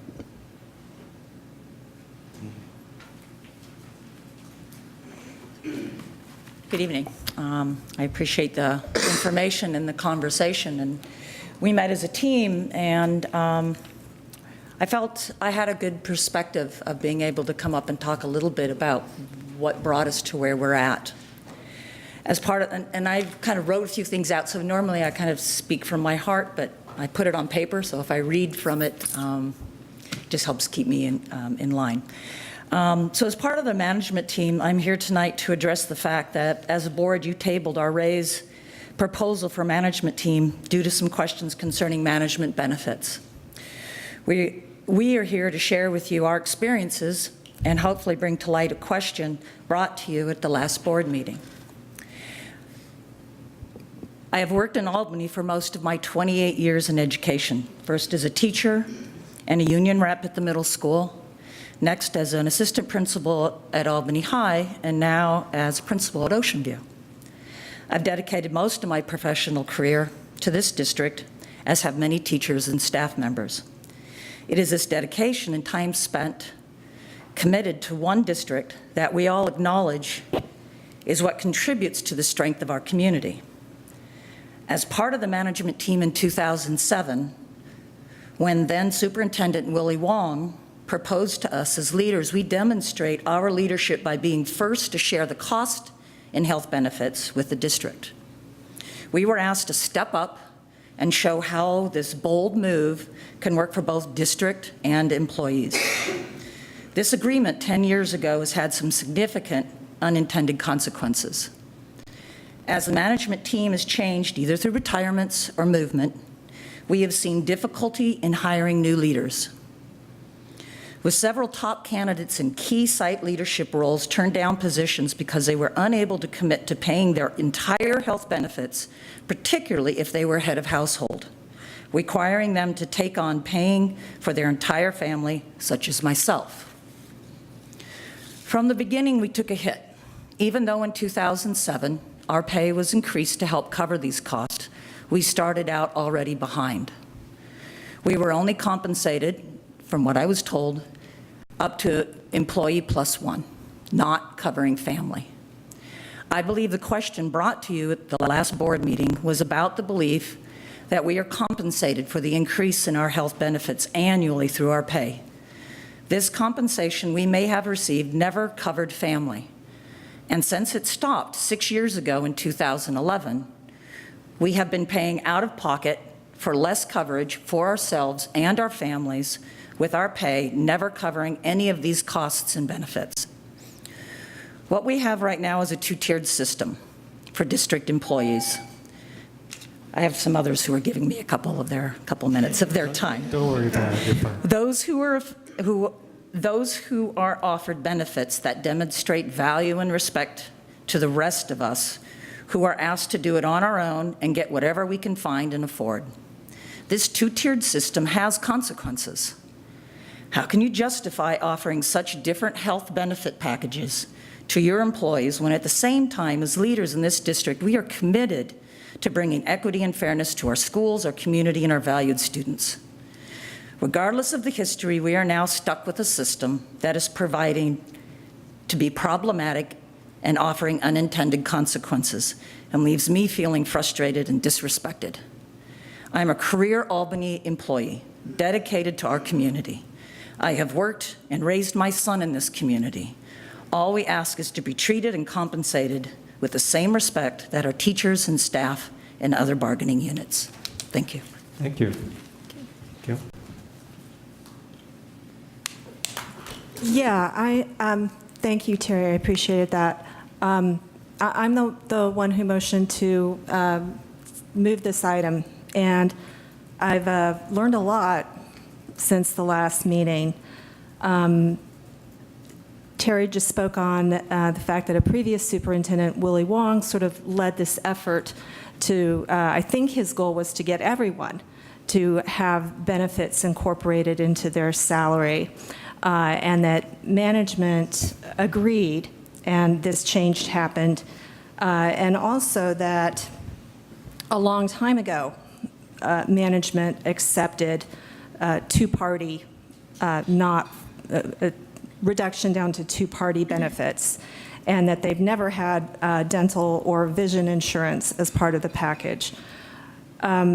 So that was interesting. And I also noticed, because it was just recently that we were looking at the SIPSAs for the elementary and the middle school, and there's a table in every SIPSA that gives your average compensation compared to other school districts around your size for teacher compensation and for administrators.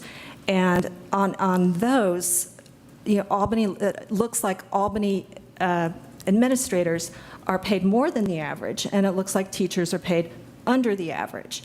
And someone spoke to me and said, well, yeah, that's quite clear because that's only salary. And so since we have this different system for the teachers and for the management, it looks like that.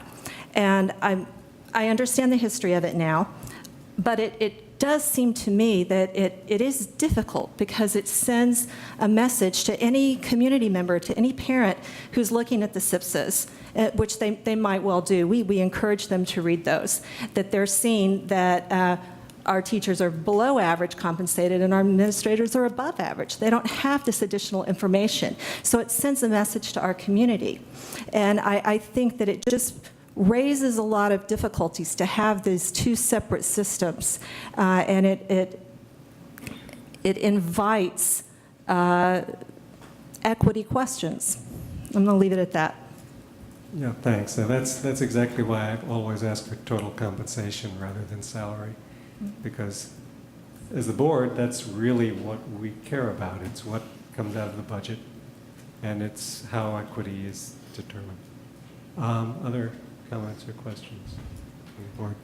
I actually have one comment. And one of the reasons why we've amended this item to approve the 16-17 salary increase is that management has asked to meet and confer with me as the superintendent to look at future compensation and potentially to look at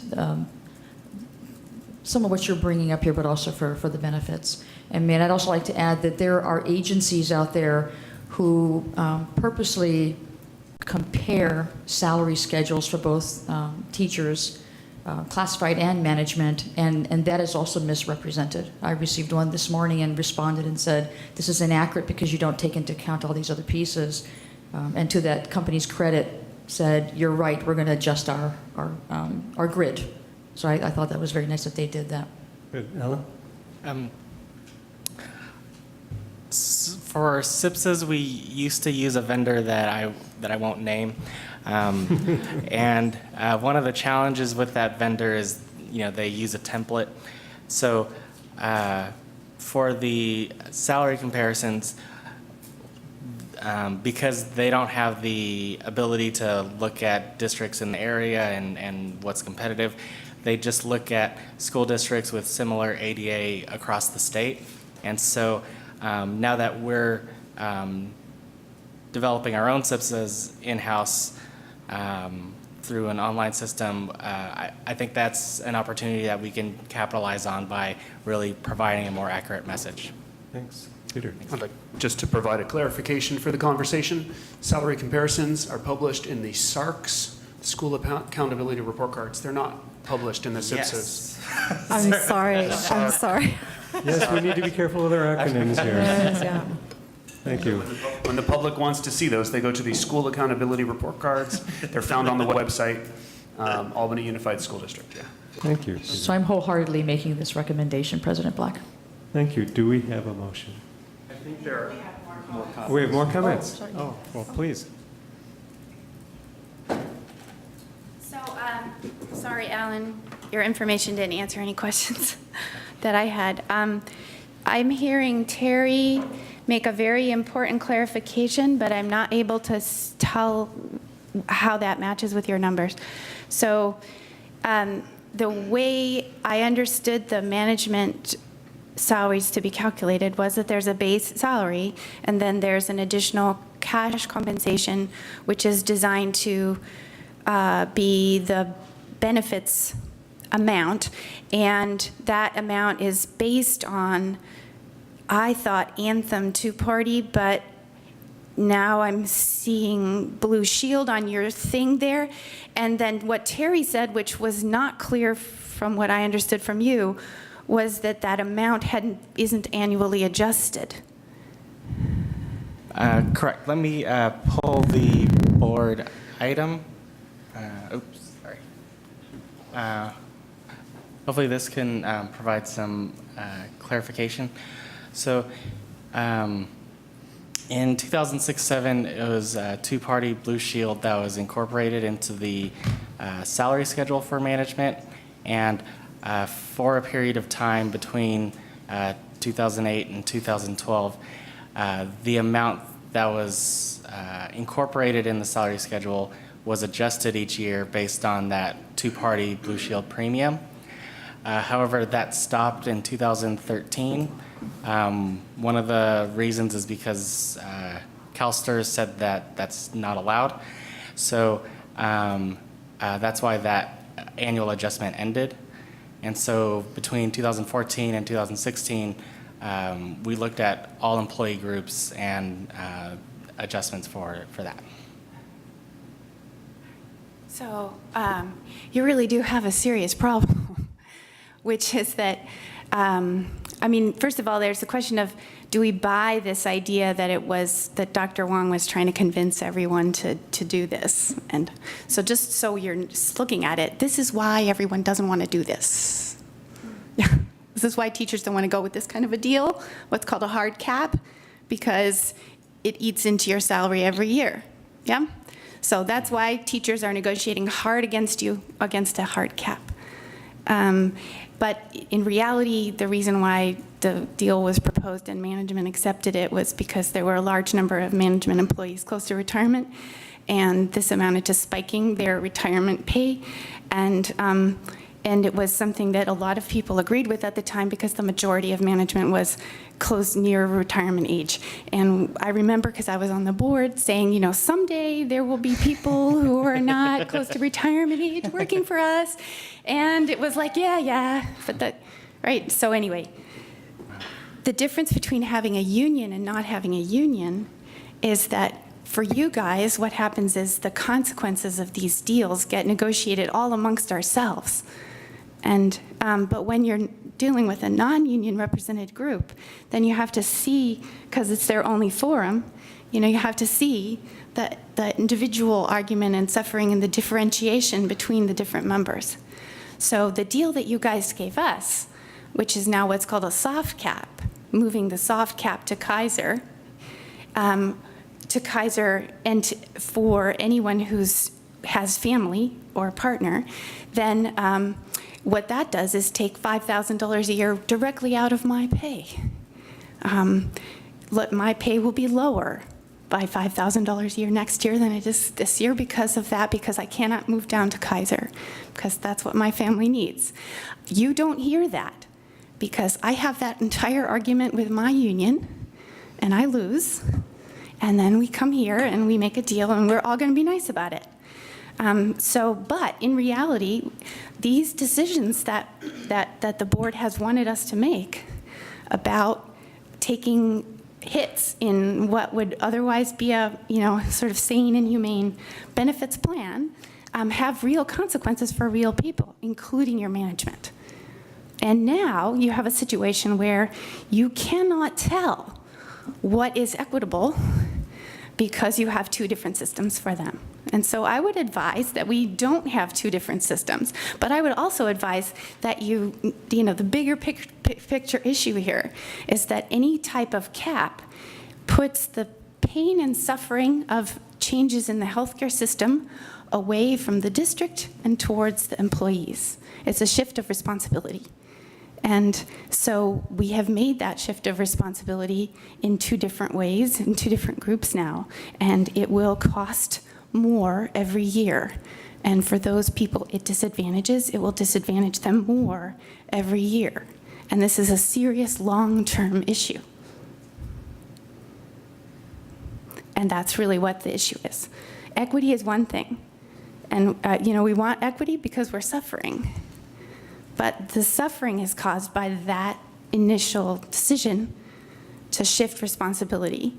And we need to talk about what that looks like and what becomes unethical in an unethical, how do you behave ethically in an unethical situation where you're punishing some employees for having children and benefiting some that don't. And in previous cases, the ones without children say that we were benefiting and they were losing.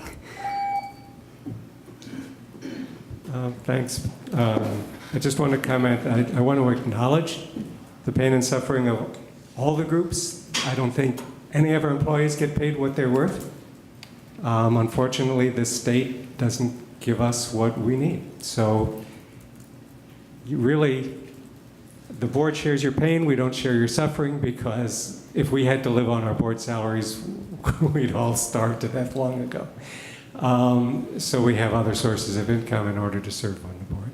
But we know you guys don't get enough money, and really, we're not happy about it. And I just wish there was more we could do about it. Thank you. I'm Heather Duncan, the principal at Cornell Elementary, and I want to say first, I respect the board. I love working here, and thank you for giving me a chance to comment.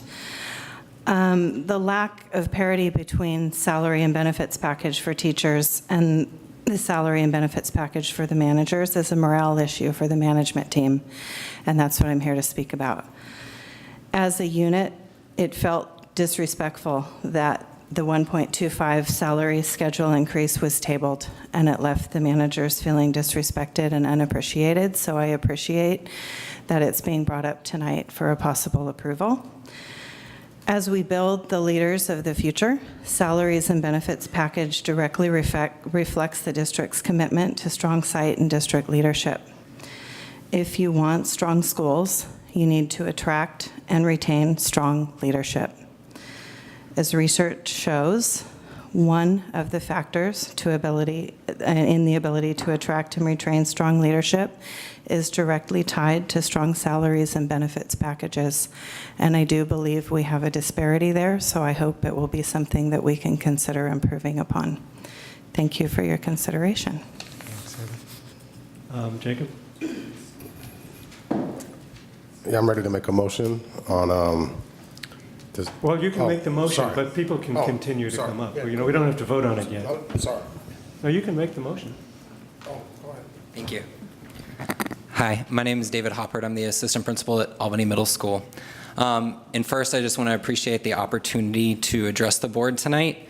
And I'd like to make a brief statement regarding management salaries, the cost of healthcare, and the impact that that has on Albany's program site and district leaders. So I stand before you with my fellow school leaders and managers out of our commitment to our students, to our teachers, and to our families, and to the greater Albany community. Some of us, such as Terry, have spent the better part or all of our careers here, and others who are starting in their young administrative careers hope to have such good fortune. I'm proud to work in this district, and I know that we all consider it an honor. To that end, we work tirelessly to ensure that our students and schools are as successful as possible. As you are aware, and this was presented tonight, annual adjustments for healthcare to management salaries stopped in 2013. And since then, the Blue Shield two-party insurance has become 44% more expensive, while the cost of Kaiser two-party has increased by 20%. We definitely acknowledge that the raises that we received in, I believe, 2013 and 15, plus our yearly increases help to make up some of that ground, yet healthcare costs continue to rise and grow faster than our salaries. Since our last raise, Blue Shield premiums have already risen 10%. And these increases in healthcare costs and the phasing out of Albany's annual adjustments mean that for those of us who are head of household and paying for our family's insurance, we've been experiencing a decrease in our salaries as we take home less pay than when costs were lower. And consequently, being an administrator in Albany means, and if you're head of household, means that there's accepting some degree of volatility and risk with our salaries and health insurance. And we hope that the board can help us have more certainty and stability.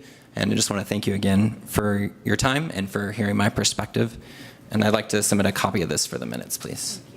Thank you. Thank you, David. Aaron? I'm going to retroactively give Terry one of my minutes, so I'll speed this up. I just want to share, my name is Darren McNally. I was a teacher in the district for 8 years. I'm now an administrator, and I've actually lived a lot of the dynamics that have come up today.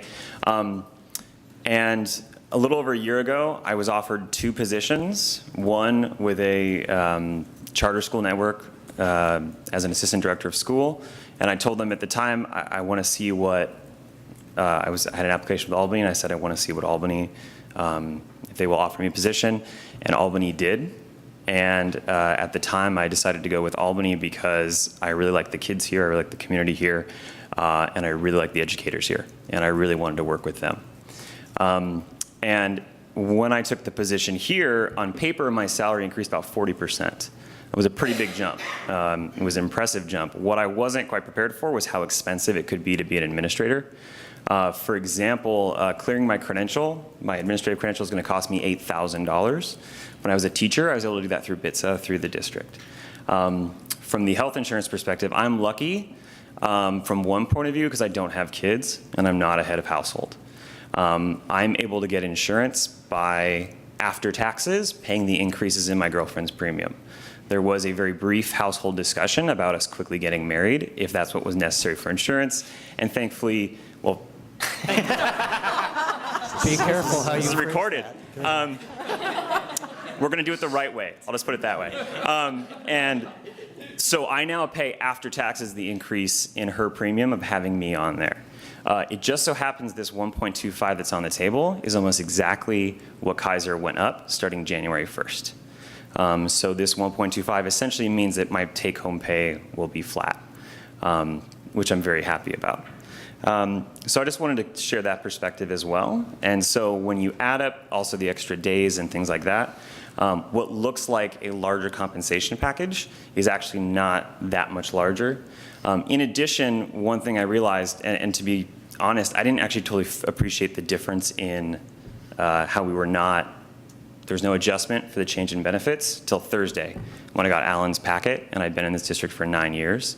That change to everyone receiving the same percentage actually hurts us new and junior administrators the most because health insurance costs don't change depending on how much money you made originally. So when everyone received the same flat percentage change, that actually saw the salaries of the junior administrators decrease or not increase as quickly. And so that an unintended consequence of that was it hits those of us at the lower end of the pay scale harder. Thank you. Thanks. Anyone else? Alexia.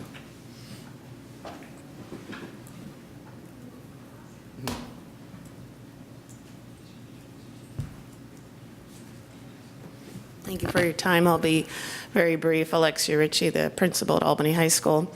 And I do want to echo something that I heard previously, but just to point out as well, you know, I'm married to a teacher in the district, and I watch his step and column as it goes deeper and deeper, I think up to year 20 or something like that. And as a management team, we do max out, I believe, at a 5-year step.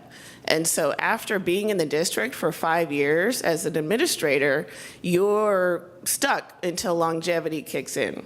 And so as we're going through this, I would certainly ask you to examine how equitable or how inequitable the steps and the longevity is in terms of management pay. Thank you. Thanks. Okay, others? Okay.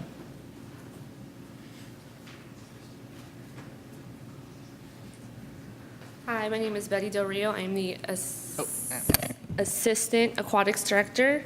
And Amanda sends her regrets that she is ill. She can't be here today. Amanda and I have developed and prepared a statement that I will give to Jackie to incorporate into the minutes. As classified managers, Amanda and I fall into the same category as certificated managers as far as benefits are concerned. With our positions, it's not easy to compare apples to apples, but just from the agencies we have seen in our area, directors and assistant directors are making $20,000 to $30,000 more than us a year, in addition to having a benefits package offered. Some even offer tuition reimbursements. Our facility is open more hours, more days, and offers more programs than any other pool in the Bay Area, and we're ranked top 5 by many pool-rated systems. At Amanda's first board meeting, 1 month prior to her start date, she was told that the pool needed to break even. Amanda told the board that that was nearly an impossible feat, but has successfully kept this pool in the black for 6 years. Again, you cannot compare apples to apples because pools in the area operate on a subsidy. Some even require a $200,000 subsidy a year. We are asked to provide excellence without a district subsidy, yet we are compensated much less than our competitors. We are asked to do more and provide more. Now we ask that we at least be compensated fairly. Amanda's salary has not had an audit in 10 years. I am here to ask for a comprehensive salary audit for both Amanda and myself. Thank you for your time. Thanks. Charlie. So I have a couple comments I'd like to add. I think it's confusing to me, and I imagine it's confusing to other people. What is the role of the board? What has the board asked for or not asked for over time? And I think my own experience is that the board has asked staff to balance the budget. The board has not asked for very specific treatments of benefits or salary. It's asked that the budget balance. And so I want to validate Miriam's experience from 2006, 2007, because it was my experience also, that there was an agreement that was reached as a matter of negotiation, not at the direction of the board at that time, but an agreement in the interest of balancing the budget, I think, in the judgment of the superintendent at that time, and in the superintendent's judgment as to what was best for the district leadership team. And that agreement, as I understood it at the time, included the provision of the annual increases, which did happen to cover the cost of benefit price increases over time. So that did happen until it didn't. So that was my experience then, and I think my experience in this past year is similar. It certainly has not been my intent to seek specific changes in benefit packages, and it's a matter of something that's been negotiated between negotiating teams. And it's certainly confusing to me as a board member when there are differences of opinion within bargaining units. We do hear about it. I'm not sure where to go with that exactly, other than I'm open to looking at some of these questions again. Certainly the question that's before us tonight is a very simple one, a very simple 1.25% salary increase. But the larger question that's on the table has to do with how we approach salary and benefits in an equitable way across all of the bargaining units and among those who are not represented. And that may be something we just need to talk about. Is that a proposal for an agenda item? That's a proposal for an agenda item. If there's something that needs to be revisited there, again, my experience, I will validate Miriam's experience, is that the particular situation that we now have is the result of decisions that were right for specific people at a particular point in time. Okay, cautioning that we can't bargain outside of bargaining, we can't bargain in public. We can have a general discussion. It's a general discussion. How we achieve equity among the units. What is exactly the agenda item you're proposing? Well, I think it may be a question of do we aim for consistency? Just whether we aim for consistency. Is consistency what we're aiming for? Or is it not the case that one size fits all? I don't really know. It was certainly true 10 years ago that one size did not fit all. Maybe that's no longer the case. Okay, I'm wondering if I so- could, I'm sorry. Go ahead. I'm wondering if I could, not sure if I'm going to make this more clear or more muddy. One of the concerns is that when you have a group or groups that are not represented by a union, I will say, or collective bargaining agreement, that achieving equity, the structure or the system in and among itself becomes a competing interest, or it's not as streamlined or smooth. Some districts have management teams that do a meet and confer, which is something that I am very much interested in with our management team, is having a meet and confer. There are a couple of districts that I know of that actually have management unions, but they unionize. A management association allows for the members to come together and sit with the superintendent and have these kinds of discussions you are talking about in terms of looking at equity, looking at parity. So I'm not sure if you would achieve that result in an open discussion of a board meeting around equity, and that we might be able to get deeper into in a meet and confer. I'm not sure if I know the answer to that, but having been on a management association that was a meet and confer, that offered me the opportunity to sit with the superintendent, or my group to sit with the superintendent and have these deep level discussions. So I'm open to any way that is efficient for that conversation to proceed. If it's not efficient to proceed in open session, that's fine. I would observe that, like tonight, if we don't have the conversation, we will hear about it in open session, as we are tonight. Yeah, you're right, Charlie. I think it's a touchy question, because the bargaining units, of course, we can't bargain with in open session. We are effectively bargaining with the represented employees in open session, and I'm not sure that's a good idea either. So I'll take it under advisement that we need to follow up on this.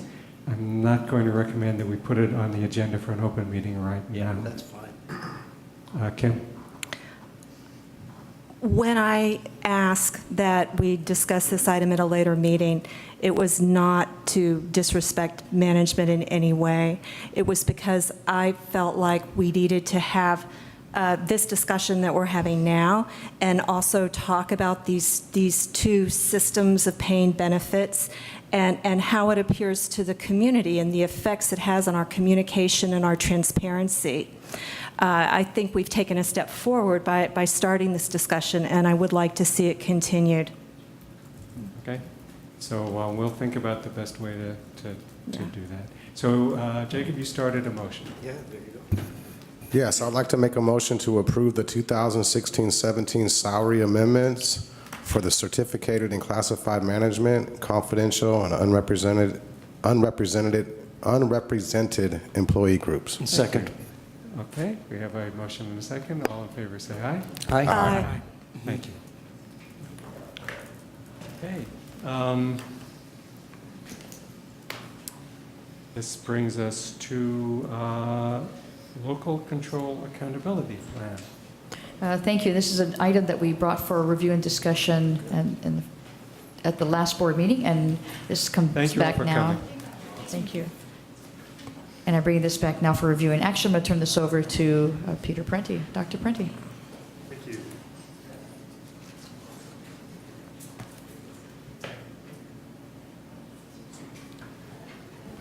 Thank you.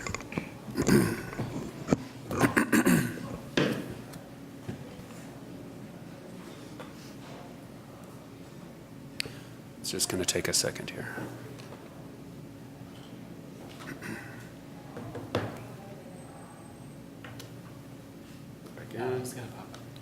Oh, it was? Okay, here it comes.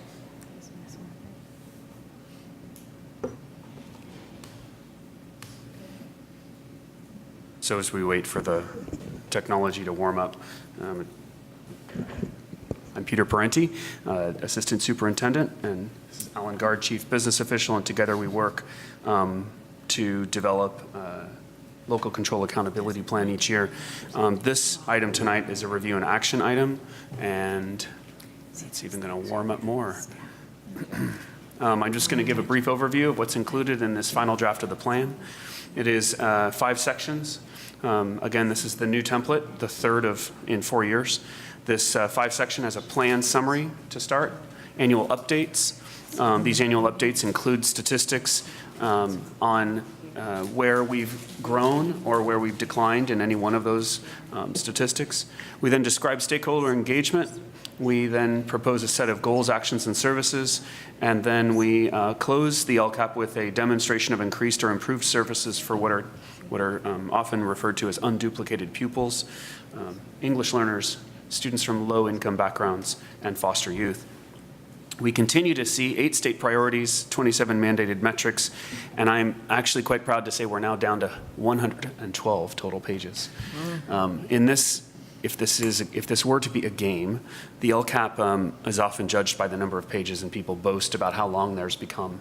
Ours is getting shorter, and I appreciate that. And I think that's in part due to the 3rd iteration from the state.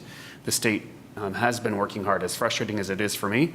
They have been working hard to make new templates more user-friendly, and I think this one is quite an improvement as compared to the first and the second. Our LCAP is organized into 3 goals so that the LCAP can be in alignment with the district's goals and priorities that it set back years ago. Those 3 goals are providing opportunities for engagement and growth, and this is just a highlight of all of those activities that are in the LCAP. We believe these activities most directly speak to the statistics in student and learning that we're accountable for. So in this goal, we outline activities to implement standards and professional development and curriculum purchases. We provide academic intervention, English language development programs, career technical education, project-based learning, advanced placement, and visual and performing arts. We provide access to technology, library programs, and it does state in the plan that we will attract and retain diverse and highly qualified teachers.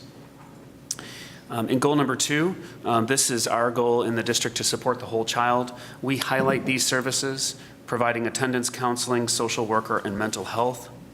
We provide programs that promote a safe and inclusive and positive school climate, and we provide physical education and extracurricular athletics.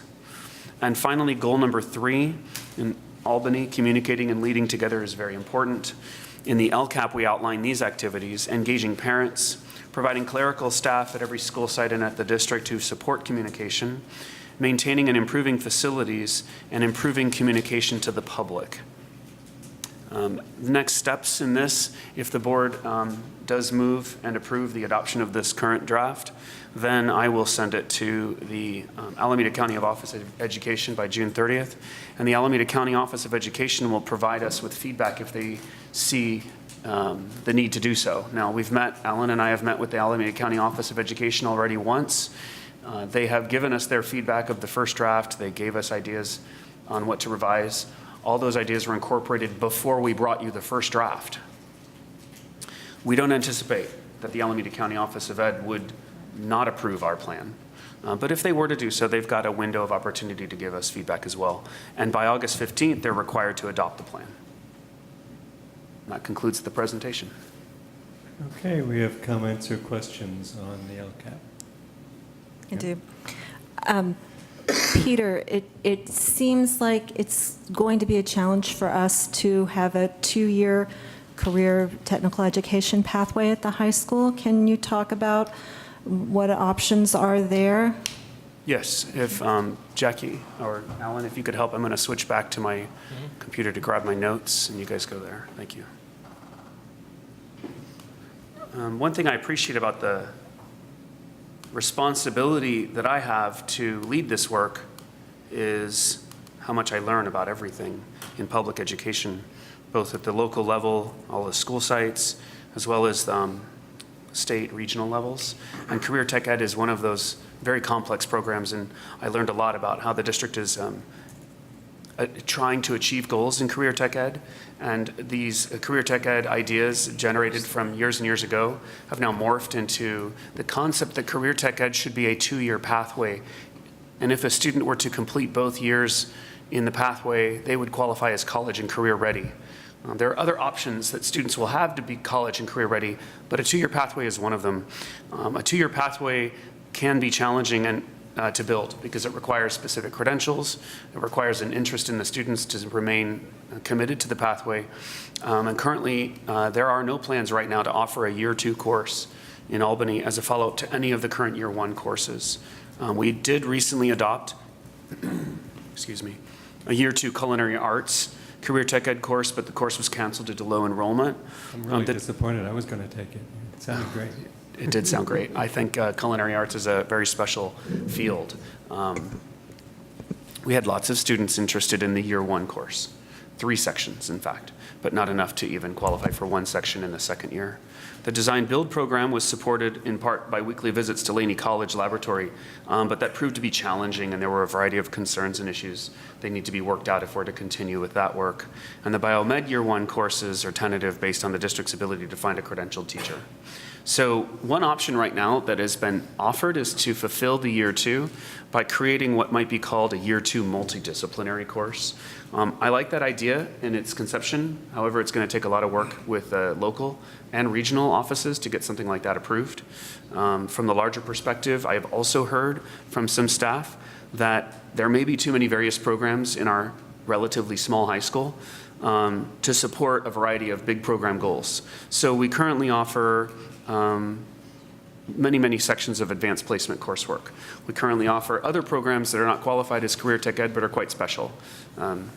Miriam's back here, Miriam Walden, and the Venture Academy is a really special program kids are interested in. And we have the EdSet program that students are very interested in. And we have career tech ed that students are interested in, NAP that students are interested in. And we have to remember that these target only 10th, 11th, and 12th graders. And even when we don't consider the current fluctuations, the current downtick in high school enrollment, we're still speaking approximately about 900 students. And when their interests shift, our programs have to shift with them, right? And so maybe talking about a 2-year pathway needs to be included in a conversation about all of the major program goals we have at Albany High. So to answer your question, that was a bit long-winded, but that's what I've discovered and learned. Thank you. So, Rose? Couple of things. One, I noticed just in discussion of facilities, it said all sites have temporary classrooms. Is that true of the high school still? Yeah. Do we say the modulars are temporary even though they're pretty darn solid?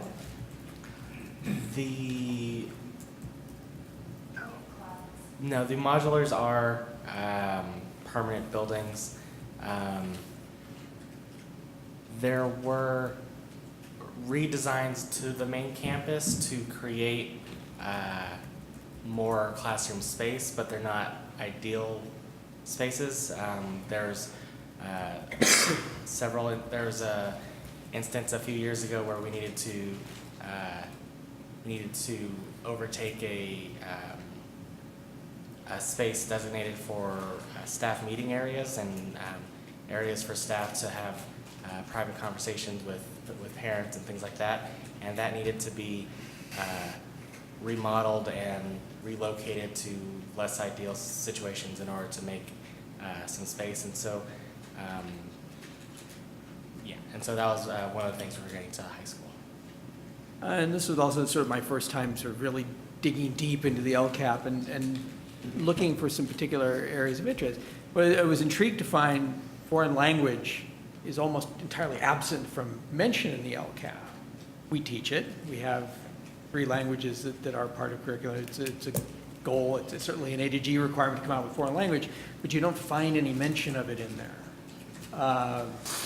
There's a discussion of foreign language. It's really ESL and focused on something other than teaching world languages, say. But it's an interesting, the LCAP is an interesting slice into what we as a school district ought to be doing, and it's somewhat separate from what is it we're doing in other slices. I like that perspective. It's an interesting question to raise. I think in some ways the LCAP has become too big of what we might call a place to hold what we think might be most important. And I want to try to caution us from thinking that the LCAP only holds the things that are the most important. What the LCAP does is it holds the things that we're most accountable for in state-mandated metrics. Foreign language is a wonderful program. I myself took 4 years in high school and would never regret it. I took every year foreign language in university and eventually landed in the university in Florence for a minor in Italian. And I found that to be much more than learning language. I think it's a wonderful statistic we should be accountable for. It lands very slightly in our requirement to provide access to A through G coursework, because foreign language falls into one of those A through G categories. But we're not then held any more accountable to, say, offer 2 languages or 3 languages or have a student complete more than what's required in the A through G. But coming back to that big picture, I caution anybody from saying that if it's in the LCAP, it's more important than if it's not in the LCAP. Thanks. Others? Audience? Do we have a motion? I make a motion to approve the LCAP for this year. Do we have a second? I second. All in favor, say aye. Aye. Brings us to the budget. Thank you, President Black. I'm just going to turn it right over to Alan, and we'll talk about this item that was also brought to the board for review at our last board meeting. Mr. Gard.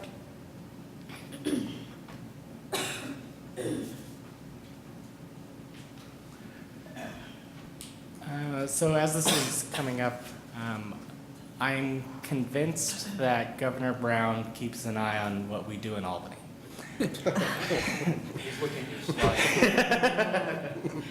The reason I say that is because at our last board meeting on June 13th, I had a presentation prepared on the budget, and that day the governor made a deal with the state legislature on what the budget would be, and so that impacted the presentation.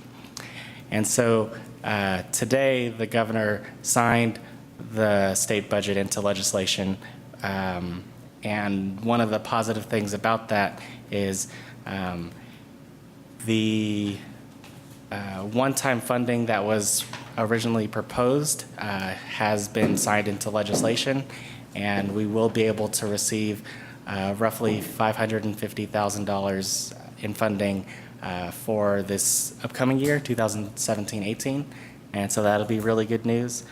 And as more details come up regarding what that budget entails and if that budget is different than some of their earlier iterations, I'll be able to look through that and then provide a update to the board, either through like a Friday update or something in August. Okay, so, but this document stands for our current budget. So this document stands mainly because we're required to provide, we're required to adopt a budget by June 30, regardless of what the state does. And the Alameda County Office of Education requires that we use the latest official, we use the May revise as our latest financial information. And so that's what this budget represents. Okay. Comments, questions, or motions? Just an observation. Somewhere in there was a discussion about essentially the average teacher costs, given, say, what teachers are paid and benefits, et cetera, and using that as a guideline, and it certainly doesn't fit everybody, but using the average teacher, say, it means that the average teacher is about 1/9 of $1 million. So if you want to reduce the budget by $1 million, you lose 9 teacher equivalents, and that's also spread across, X number of teachers, X admin, blah, blah, blah, blah, blah. But we're talking about 9 people per $1 million, and we're running $2 to $3 million and looking at the 2 out years in the red. Unless the state gives us more money, we're looking at spending 9 teachers times X million, or 9 people in the district times however many million we need to reduce the budget. That's what we're looking at. That's our future. It's not pretty. Charlie? Yeah, actually, I wondered if you could go back to that slide you had before, which was that multi-year projection with all the pretty colors on it, except for the red ones. Oh, that's good enough. Yeah, right there.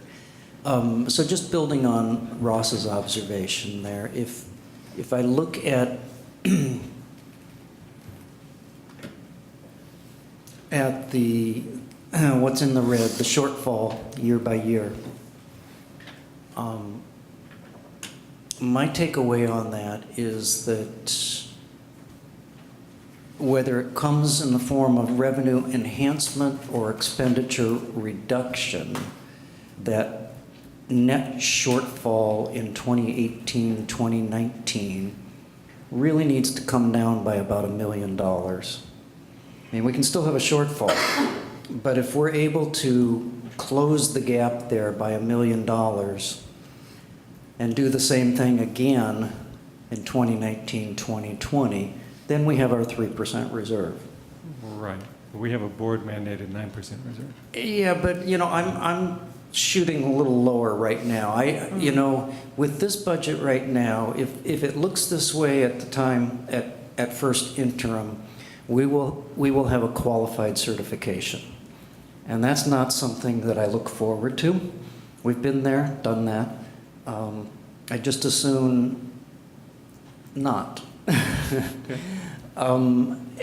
If we have a qualified certification, it means we're going to have a third interim budget as well. You know, so that's more work. So, you know, the timeline that you outlined is for us to get a handle on some of this by next February 2018, which I think is fine. That does give us enough time, but a goal for that would be to find a way that we can honestly project a 2018-19 budget whose budget shortfall is more like 1 to 1.5 million instead of 2.4 million, and a 2019-2020 budget whose budget shortfall is more like 2 million, 1.5 to 2 million instead of 3.2 million. And that at least keeps us solvent in the eyes of the requirement that we have a 3% reserve. So it's a starting point. It's kind of it's something to aim for. So you've given us a time, February 1st, 2018, and I'm suggesting that a goal for that is to be able to honestly project closing that shortfall. I don't really want to close it all in 2019, 2020. I think we need to work at it because it's going to be really hard if we put it off until 2019, 2020. We need to make some progress on it next year. Okay, I'm going to suggest that if we took that approach, the board needs to go back and revisit the decision to keep a 9% reserve. Because once you've gone below 9% reserve, we are never going to go back up again.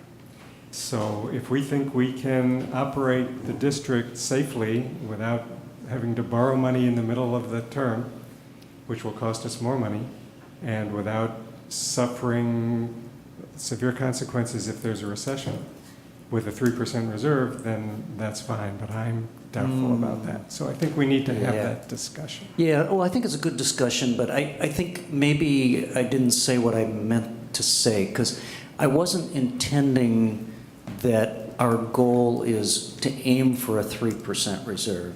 I was intending that be no less than a 3% reserve. No, I understood what you said, but since we're looking at 6% by 2018-19, I mean, that's going to be very delicate.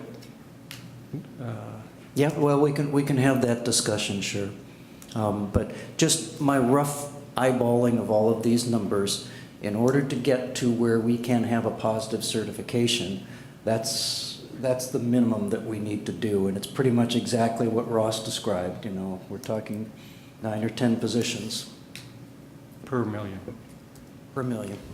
Okay. Wow. So do we have a motion? There's a comment. We have a comment.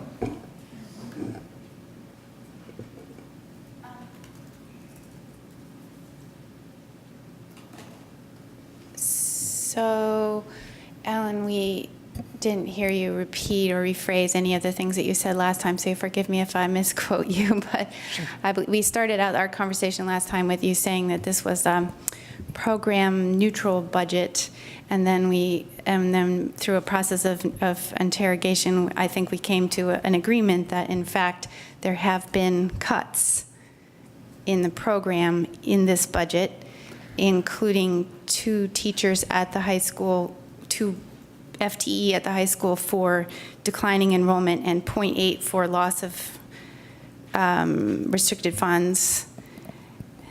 And I think so are we in agreement about that? I think there are different perspectives on a cut versus a program maintenance. So when I was referring to maintaining programs and not reducing, we did not do any layoffs. We did not make any program changes regarding class sizes for elementary or closing different electives.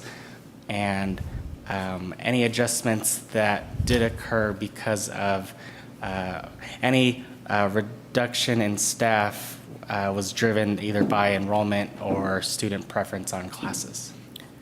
Okay. So, so the way that we were instructed that there was to be a 2.8 reduction in FTE and that was the goal in creating the master schedule, that's not how you saw it? The 2.8 reduction. You saw it as just coincidental to the way the master schedule was created, or?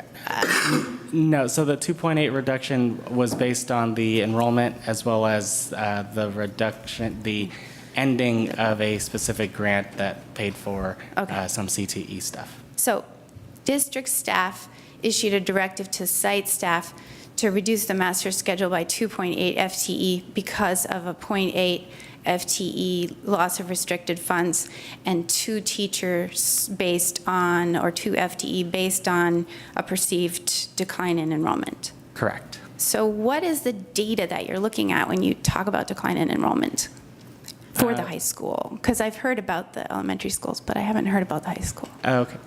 It's just looking at the enrollment, the official enrollment data that the state has, as well as progressing current grades and matriculating upwards. So, okay, because when we did sections for 9th grade, we saw like a balloon.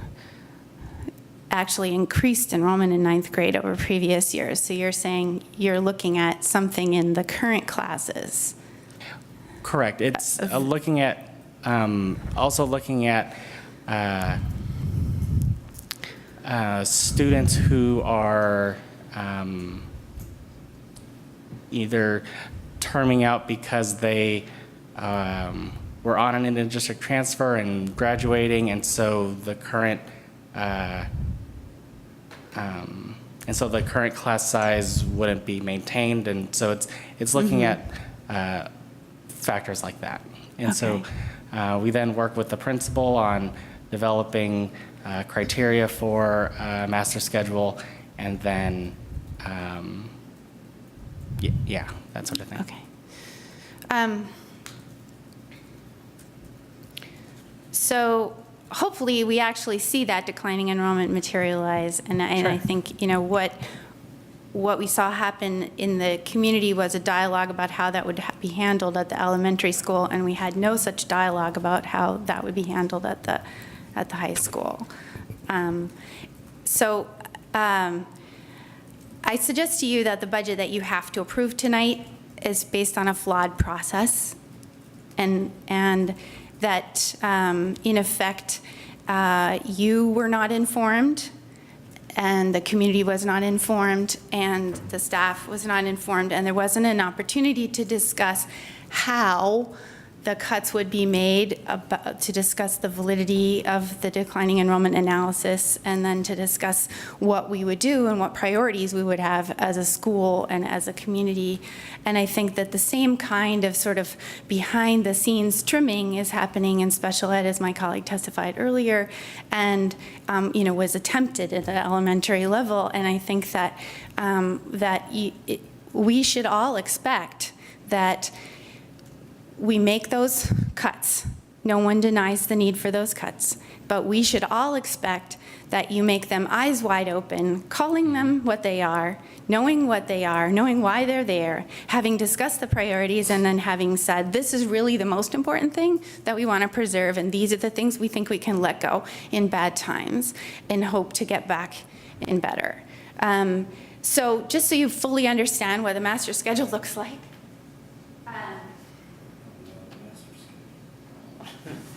not giving you the master schedule. Oh, good. Oh, thanks. Jackie, or you? Thank you.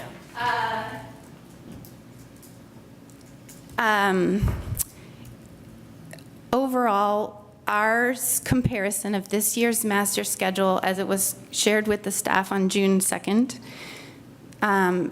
with last year's master schedule, shows the loss and gain of sections in different areas. And, I chose those areas based on my own criteria, and I talked with all the department chairs that I was able to talk with about them, primarily with the English and the math, because you can see that's where the rubber hits the road.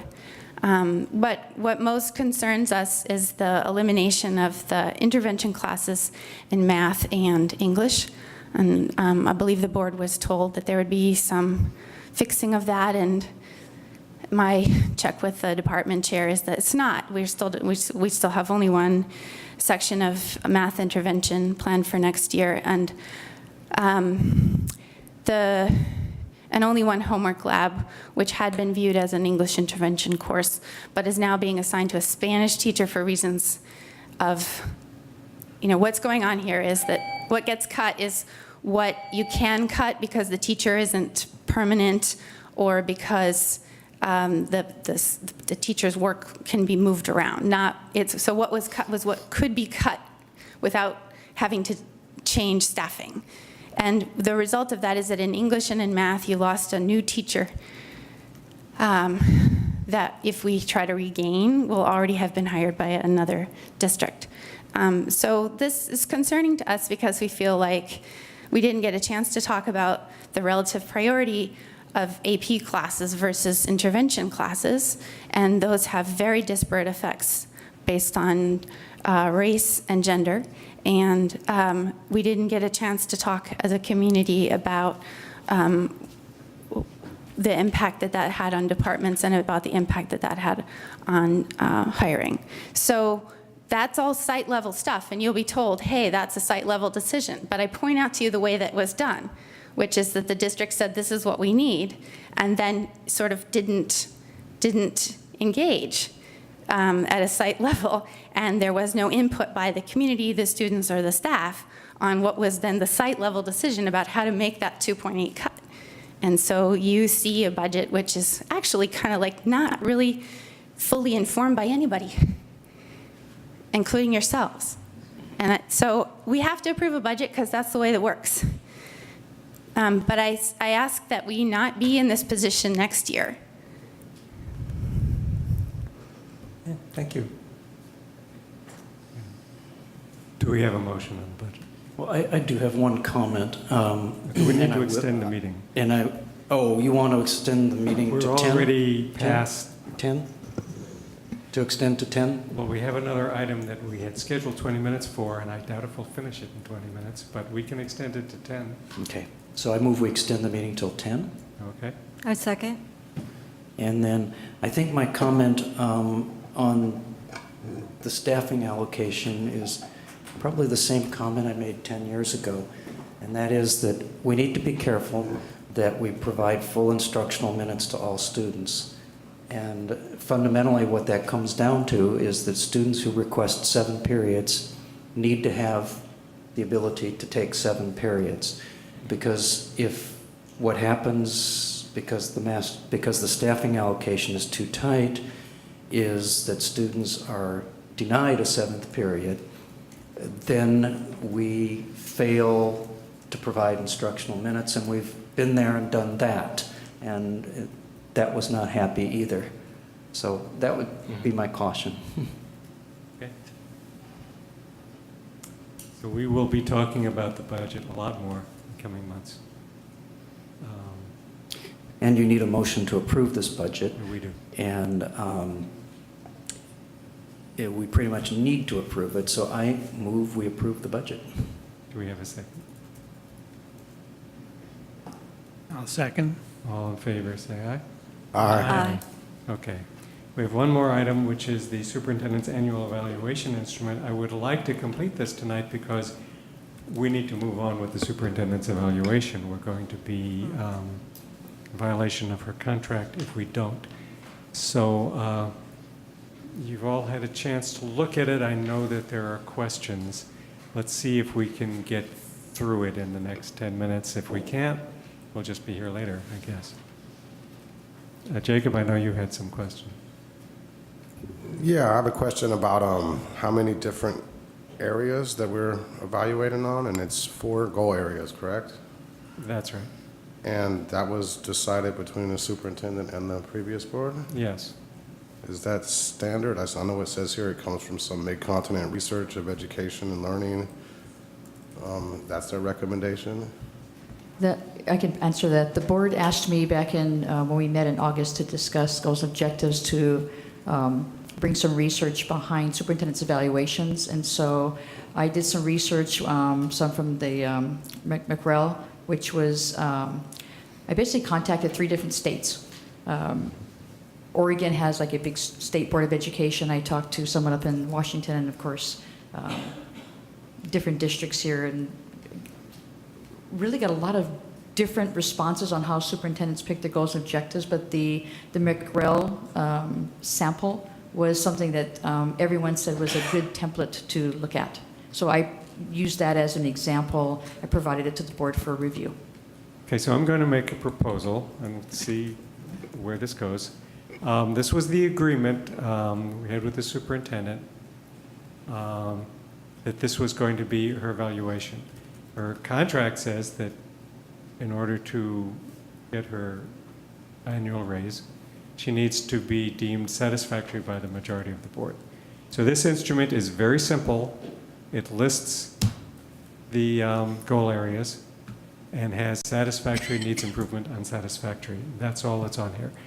We will have the superintendent, we already have the superintendent's self-evaluation where it lists in detail how she felt she did on each of these areas.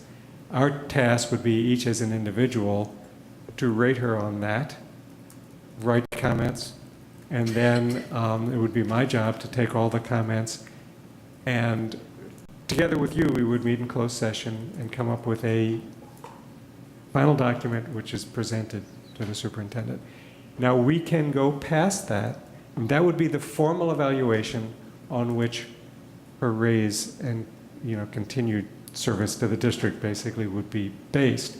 But you can go beyond that in general comments if there are other areas that you think need to be noted, or other areas that you think should be on next year's evaluation as part of her goals. And we can certainly include that in the evaluation. It just wouldn't be the contractual part. Does that make sense? So she would get that feedback, but it wouldn't be part of the feedback that was used to determine the raise. Jacob? Yeah, I have a follow-up on the same area under details. The last sentence says the final evaluation instrument, specifically the evaluation rating for each goal, was not determined or agreed upon at that time. Right. So how are we, if there's no We're agreeing rubric on it for us? tonight, hopefully. Yeah. Charlie?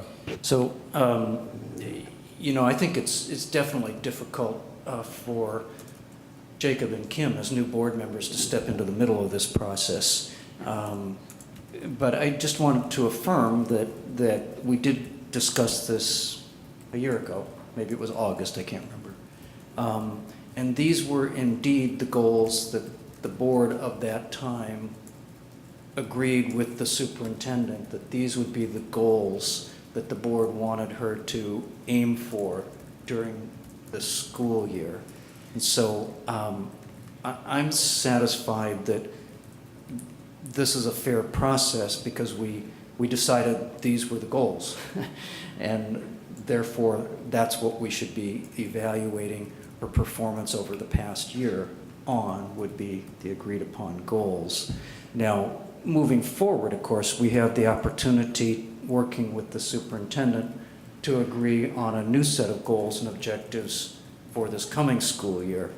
And in the narrative that she has given us, I think she's even suggested some. We've certainly had events arise during the course of this year that are not necessarily reflected in the goals that we envisioned last August. And so I imagine that moving forward, we'll think about trying to incorporate some of that into next year's goals and objectives. In answer to your question, Paul, yes, that is what happened. We agreed on the goals and objectives. We didn't agree on a specific way of evaluating the superintendent with respect to those goals and objectives. I'm happy with this. I think it works. It's pretty difficult. We need to provide the superintendent with a sort of an overall kind of a report from the board as a whole.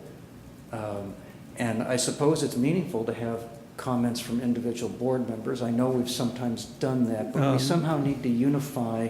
Generally, Yeah. well, the last several years anyway, and I think the way it's described in the board handbook, is what we do is that the comments are incorporated into the instrument, but not in the words of the individual board members. Yeah. Though individual board members, of course, are certainly welcome at any time to meet with the superintendent and give her personal feedback.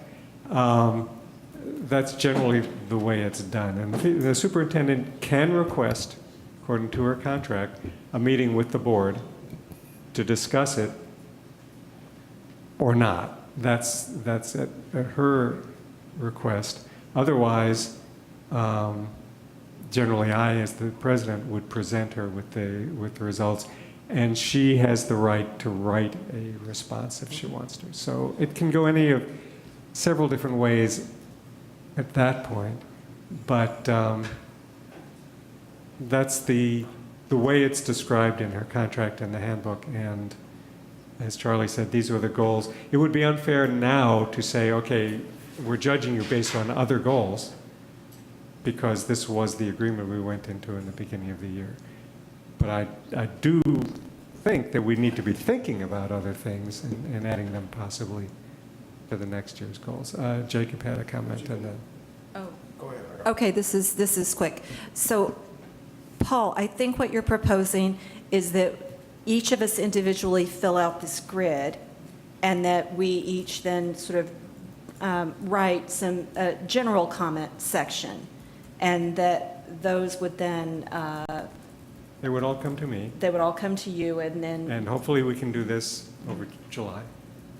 And then very early in August, we would have a closed session, in which I would present you with my version of the overall review. And then I bring it in electronic form and sit there as we discuss it and refine it so that everybody can agree on it. And then everyone has to vote on it. by the deadline of, because we need we've a, passed our deadline. we need a final, yeah. So we would do it in August as early as we could. Okay, thank you. Jacob? Yeah, I understand you were saying that this was what was done before with the previous board, and it wouldn't be, fair necessarily to evaluate on something that wasn't in there. But to me, having 4 goal areas, I don't know if you guys are aware, teachers get evaluated on 38 different areas. And to pick 4 areas and basically have a satisfactory, needs improvement, unsatisfactory, and then underneath it telling you, okay, well, based on that score, you should renew the contract, or you should still renew the contract. That would be discussion for the future, but I was surprised when I looked at it and I saw there's 4 areas. Yeah, well, let me respond to that. In the past, we've had more, and it's been a royal pain. The board has not liked having more than 4, maybe 5 areas to evaluate because it's just not easy to get it done. It's not, the boards have never liked it. This board could make a different decision for next year. We could have 38 areas to judge her on if we wanted to, but I don't think that has ever worked very well when we've done that in the past. But, that's certainly the discussion we could have when we set the goals for next year. But I mean, there's just so little in the 4 areas. So for me to be on the board for the 6 months I've been. Well, these are pretty and broad to look- areas. These are pretty broad. There's 4 areas that you can call those 4 areas broad, but it's missing all kind of other things that are very important. I would refer back to our experience a year ago when I think the first evaluation instrument Val brought to us probably had 104 areas on it. And we didn't know what to do with it, really. And this was at the direction of the board, was to, it wasn't intended to say it's only important to us. Wasn't intended to say these are the only 4 areas that are important. It was intended to give direction and focus to the superintendent's work for the year. This was intended to establish a set of priorities. Focus your energy and attention on these 4 areas. Don't try to do everything. 32 areas. Focus. And so that did come at the direction of the board last year. Now, it's not in the packet for the open session here, but we do have closed session materials which have more detail on each of these, and we each have received them. I think there's a reasonably extended discussion about each of those areas. I guess I'm just trying to say, look at those as priority areas that were established.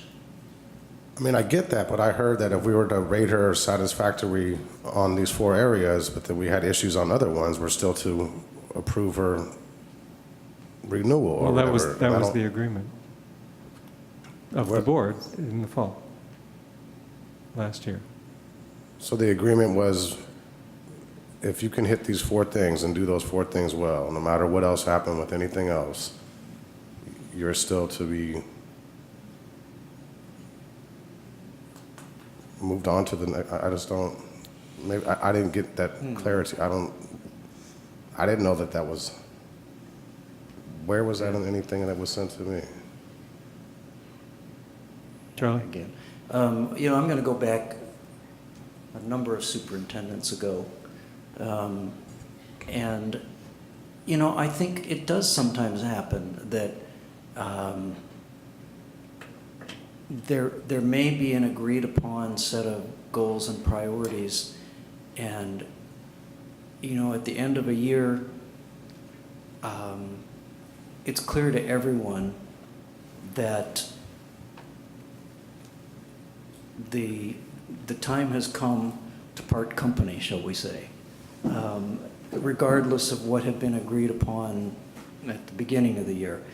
And I've seen that happen. I am happy to say that when I saw that happen was many years ago. I have not seen that happen this past year. What I've seen has been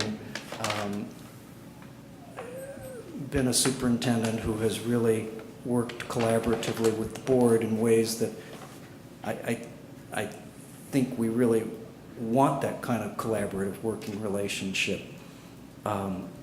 So it's not that you could never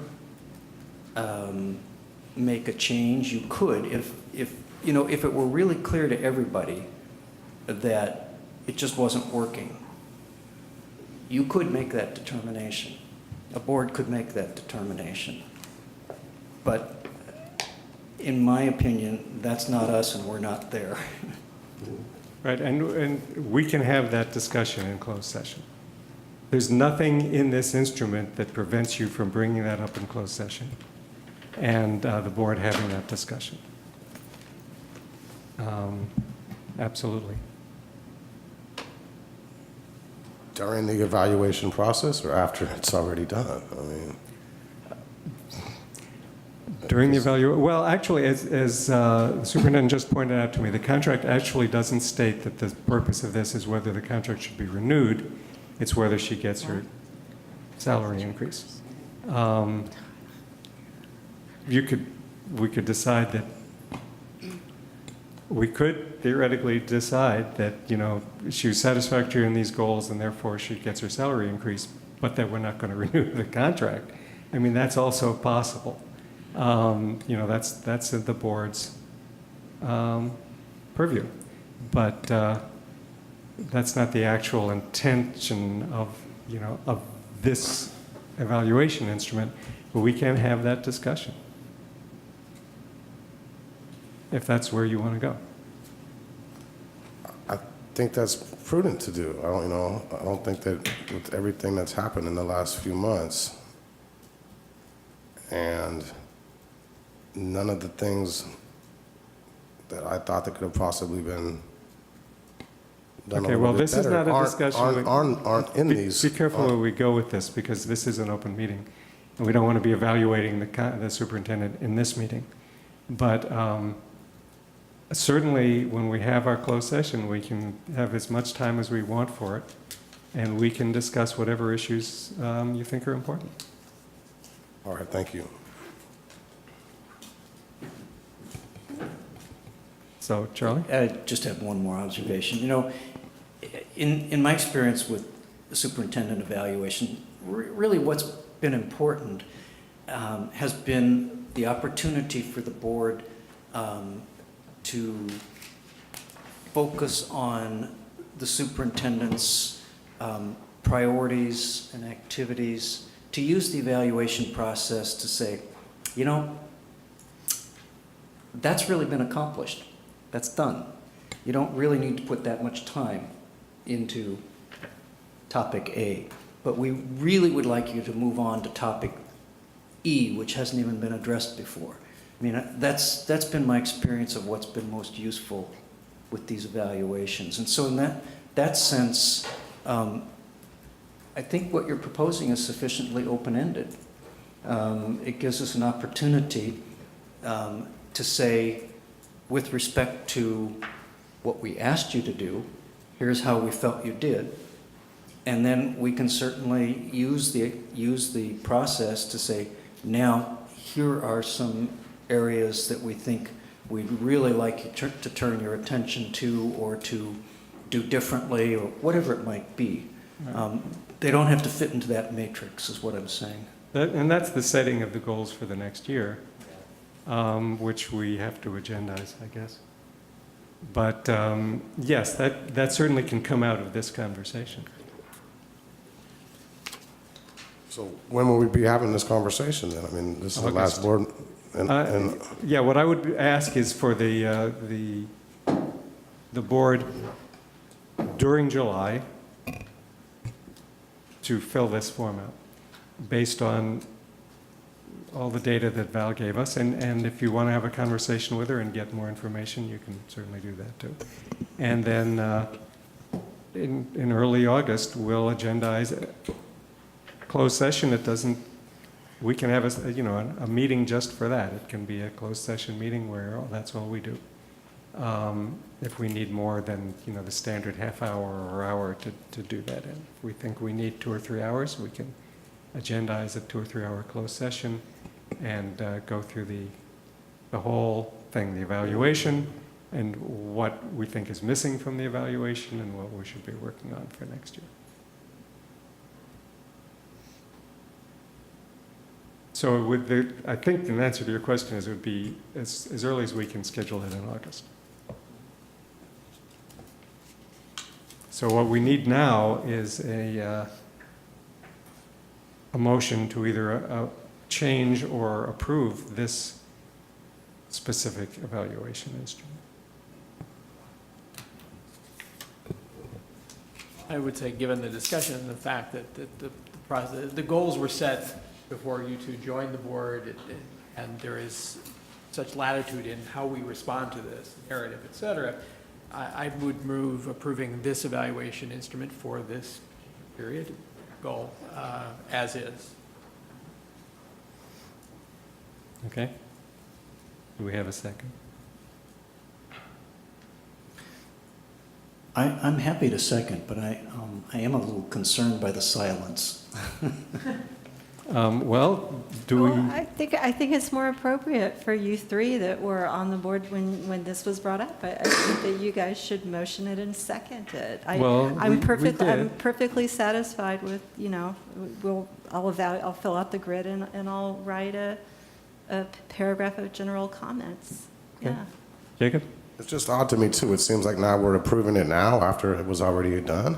If it was agreed upon before we were on the board, why are we approving it now? We could have one with 5 categories instead of 3. We could. No, I agree. It's not fair to evaluate on something that wasn't there, but to have us now ask us to approve something that we had nothing to do with. We're just approving the instrument. All we're approving is this form. Fine, but why wasn't the instrument approved? Well, and it's entirely a reasonable thing to say in August, if we set new goals for the coming year, we should approve an instrument at that time. The reason we didn't do it was because the board was tired of talking about it and didn't want to approve the instrument at that time. It wasn't a big deal. I think we ran out of time. Yeah, I think that was all it was. It wasn't that we thought it needed to be something as put on. important as the superintendent, the leader of the district's evaluation, to just say we ran out of time and we didn't bother it's not that we to weren't reset agreed. it. And then you're going to come a year later and now we're going to approve something that was quasi agreed upon last year. We agreed on what we would evaluate her on. All we did not agree on was what the form was going to look like. The wording in the form, that's all that we hadn't agreed on. So, I mean, you're welcome to vote no if you're not happy with it. Well, I still don't know. The question I asked a while back too, specifically the evaluation rating for each goal was not determined. So is that part That's of this? right. Is that And part of what we're voting on now too? Because if I'm approving We are something- voting on, yes, that's what we're voting on. If you want a specific change to it, you can propose it now. If not, we'll just vote on this one. I just wanted to make it simple. But if you'd rather have a more complex evaluation, propose it and we can vote on it. I don't think more complex. Like I said, I don't think it's fair to go back. This was agreed upon, but to not have the evaluation rating rubric more or less in place then, it's still not, unless I'm unclear, it's still not in place right now. It's in place the minute we vote on it. Well, what is it?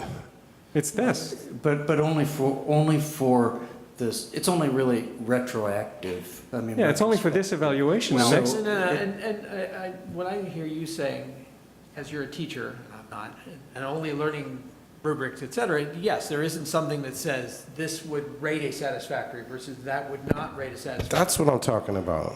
And it's... You're right. And I'd hate to have to try to write that rubric. I think it's entirely up to the individual board member what he thinks a satisfactory performance is. I'm not going to tell you how to make that decision. Okay, now I understand. So you're actually looking for the specific metrics that we would draw on. Yeah, you could break it down to an elementary student's writing assignment. This is what a 4 is. It's detailed. It's got all kind of. No, this is what a 3 is. This is what a 2 is. This is what a 1 is. I see what you're saying, but the board has never before wanted to direct other board members at that level. I think satisfactory to me is fairly simple.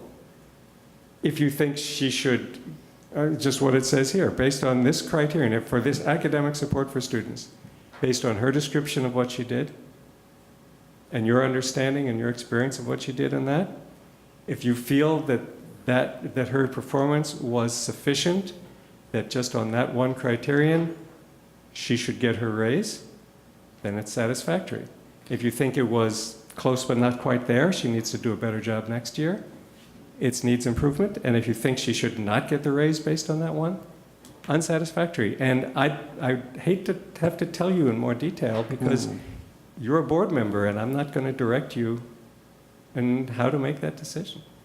I think we might be getting hung up on the simplicity of what's in the board packet here, when in fact we actually have the detail in the other materials. Right, this isn't all you get. I mean, you have Val's. I read what you sent. I'm thinking the other materials had detail with metrics in it, and that seemed pretty useful to me.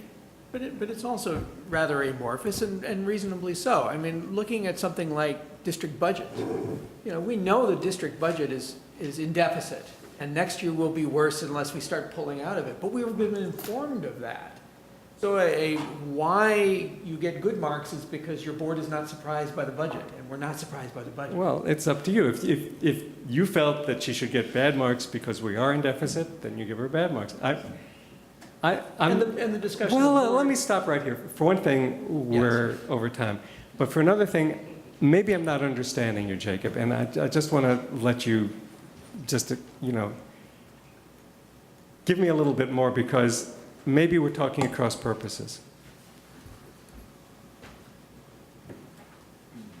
Okay, I'm going to try to say this and hopefully get it across clearly that this is just really insufficient to me to be talking about a superintendent of a school district looking at this grid and seeing how teachers are evaluated or other people are evaluated for certain things, for the leader of a whole school district to have this document for them to get their raise and to be used to further their employment. Right, this is not the grid. It needs to be, in my opinion, much more detailed. Right, it will be. I mean, this is not what you would be looking at when you're doing the evaluation. What you'd be looking at is that document that Val sent. That I read. Right, so that is what this, all you're doing is taking that document and adding these 3 columns next to it. That's the idea. So that has the description and the metrics. Then if that's not sufficient, I'm not sure what else we need to add. We can have those discussions at a later point. I mean, it is what it is. I wasn't part of it. I guess I'm being asked to vote on it when I have issues with it, but it is what it is. Okay, so I think did we get a second? Okay, so we have a motion and a second to approve this instrument. We will ask Jackie to populate this when it's sent to you so that it has Val's entire content in it with spaces for you to fill in the scores. So it doesn't look like this when you get it. It'll have all the other detail in it. Does that make sense? And with that, all in favor say aye. Aye. Aye. Aye. Opposed? Okay. Thank you. So we have one or more agenda items that have been proposed?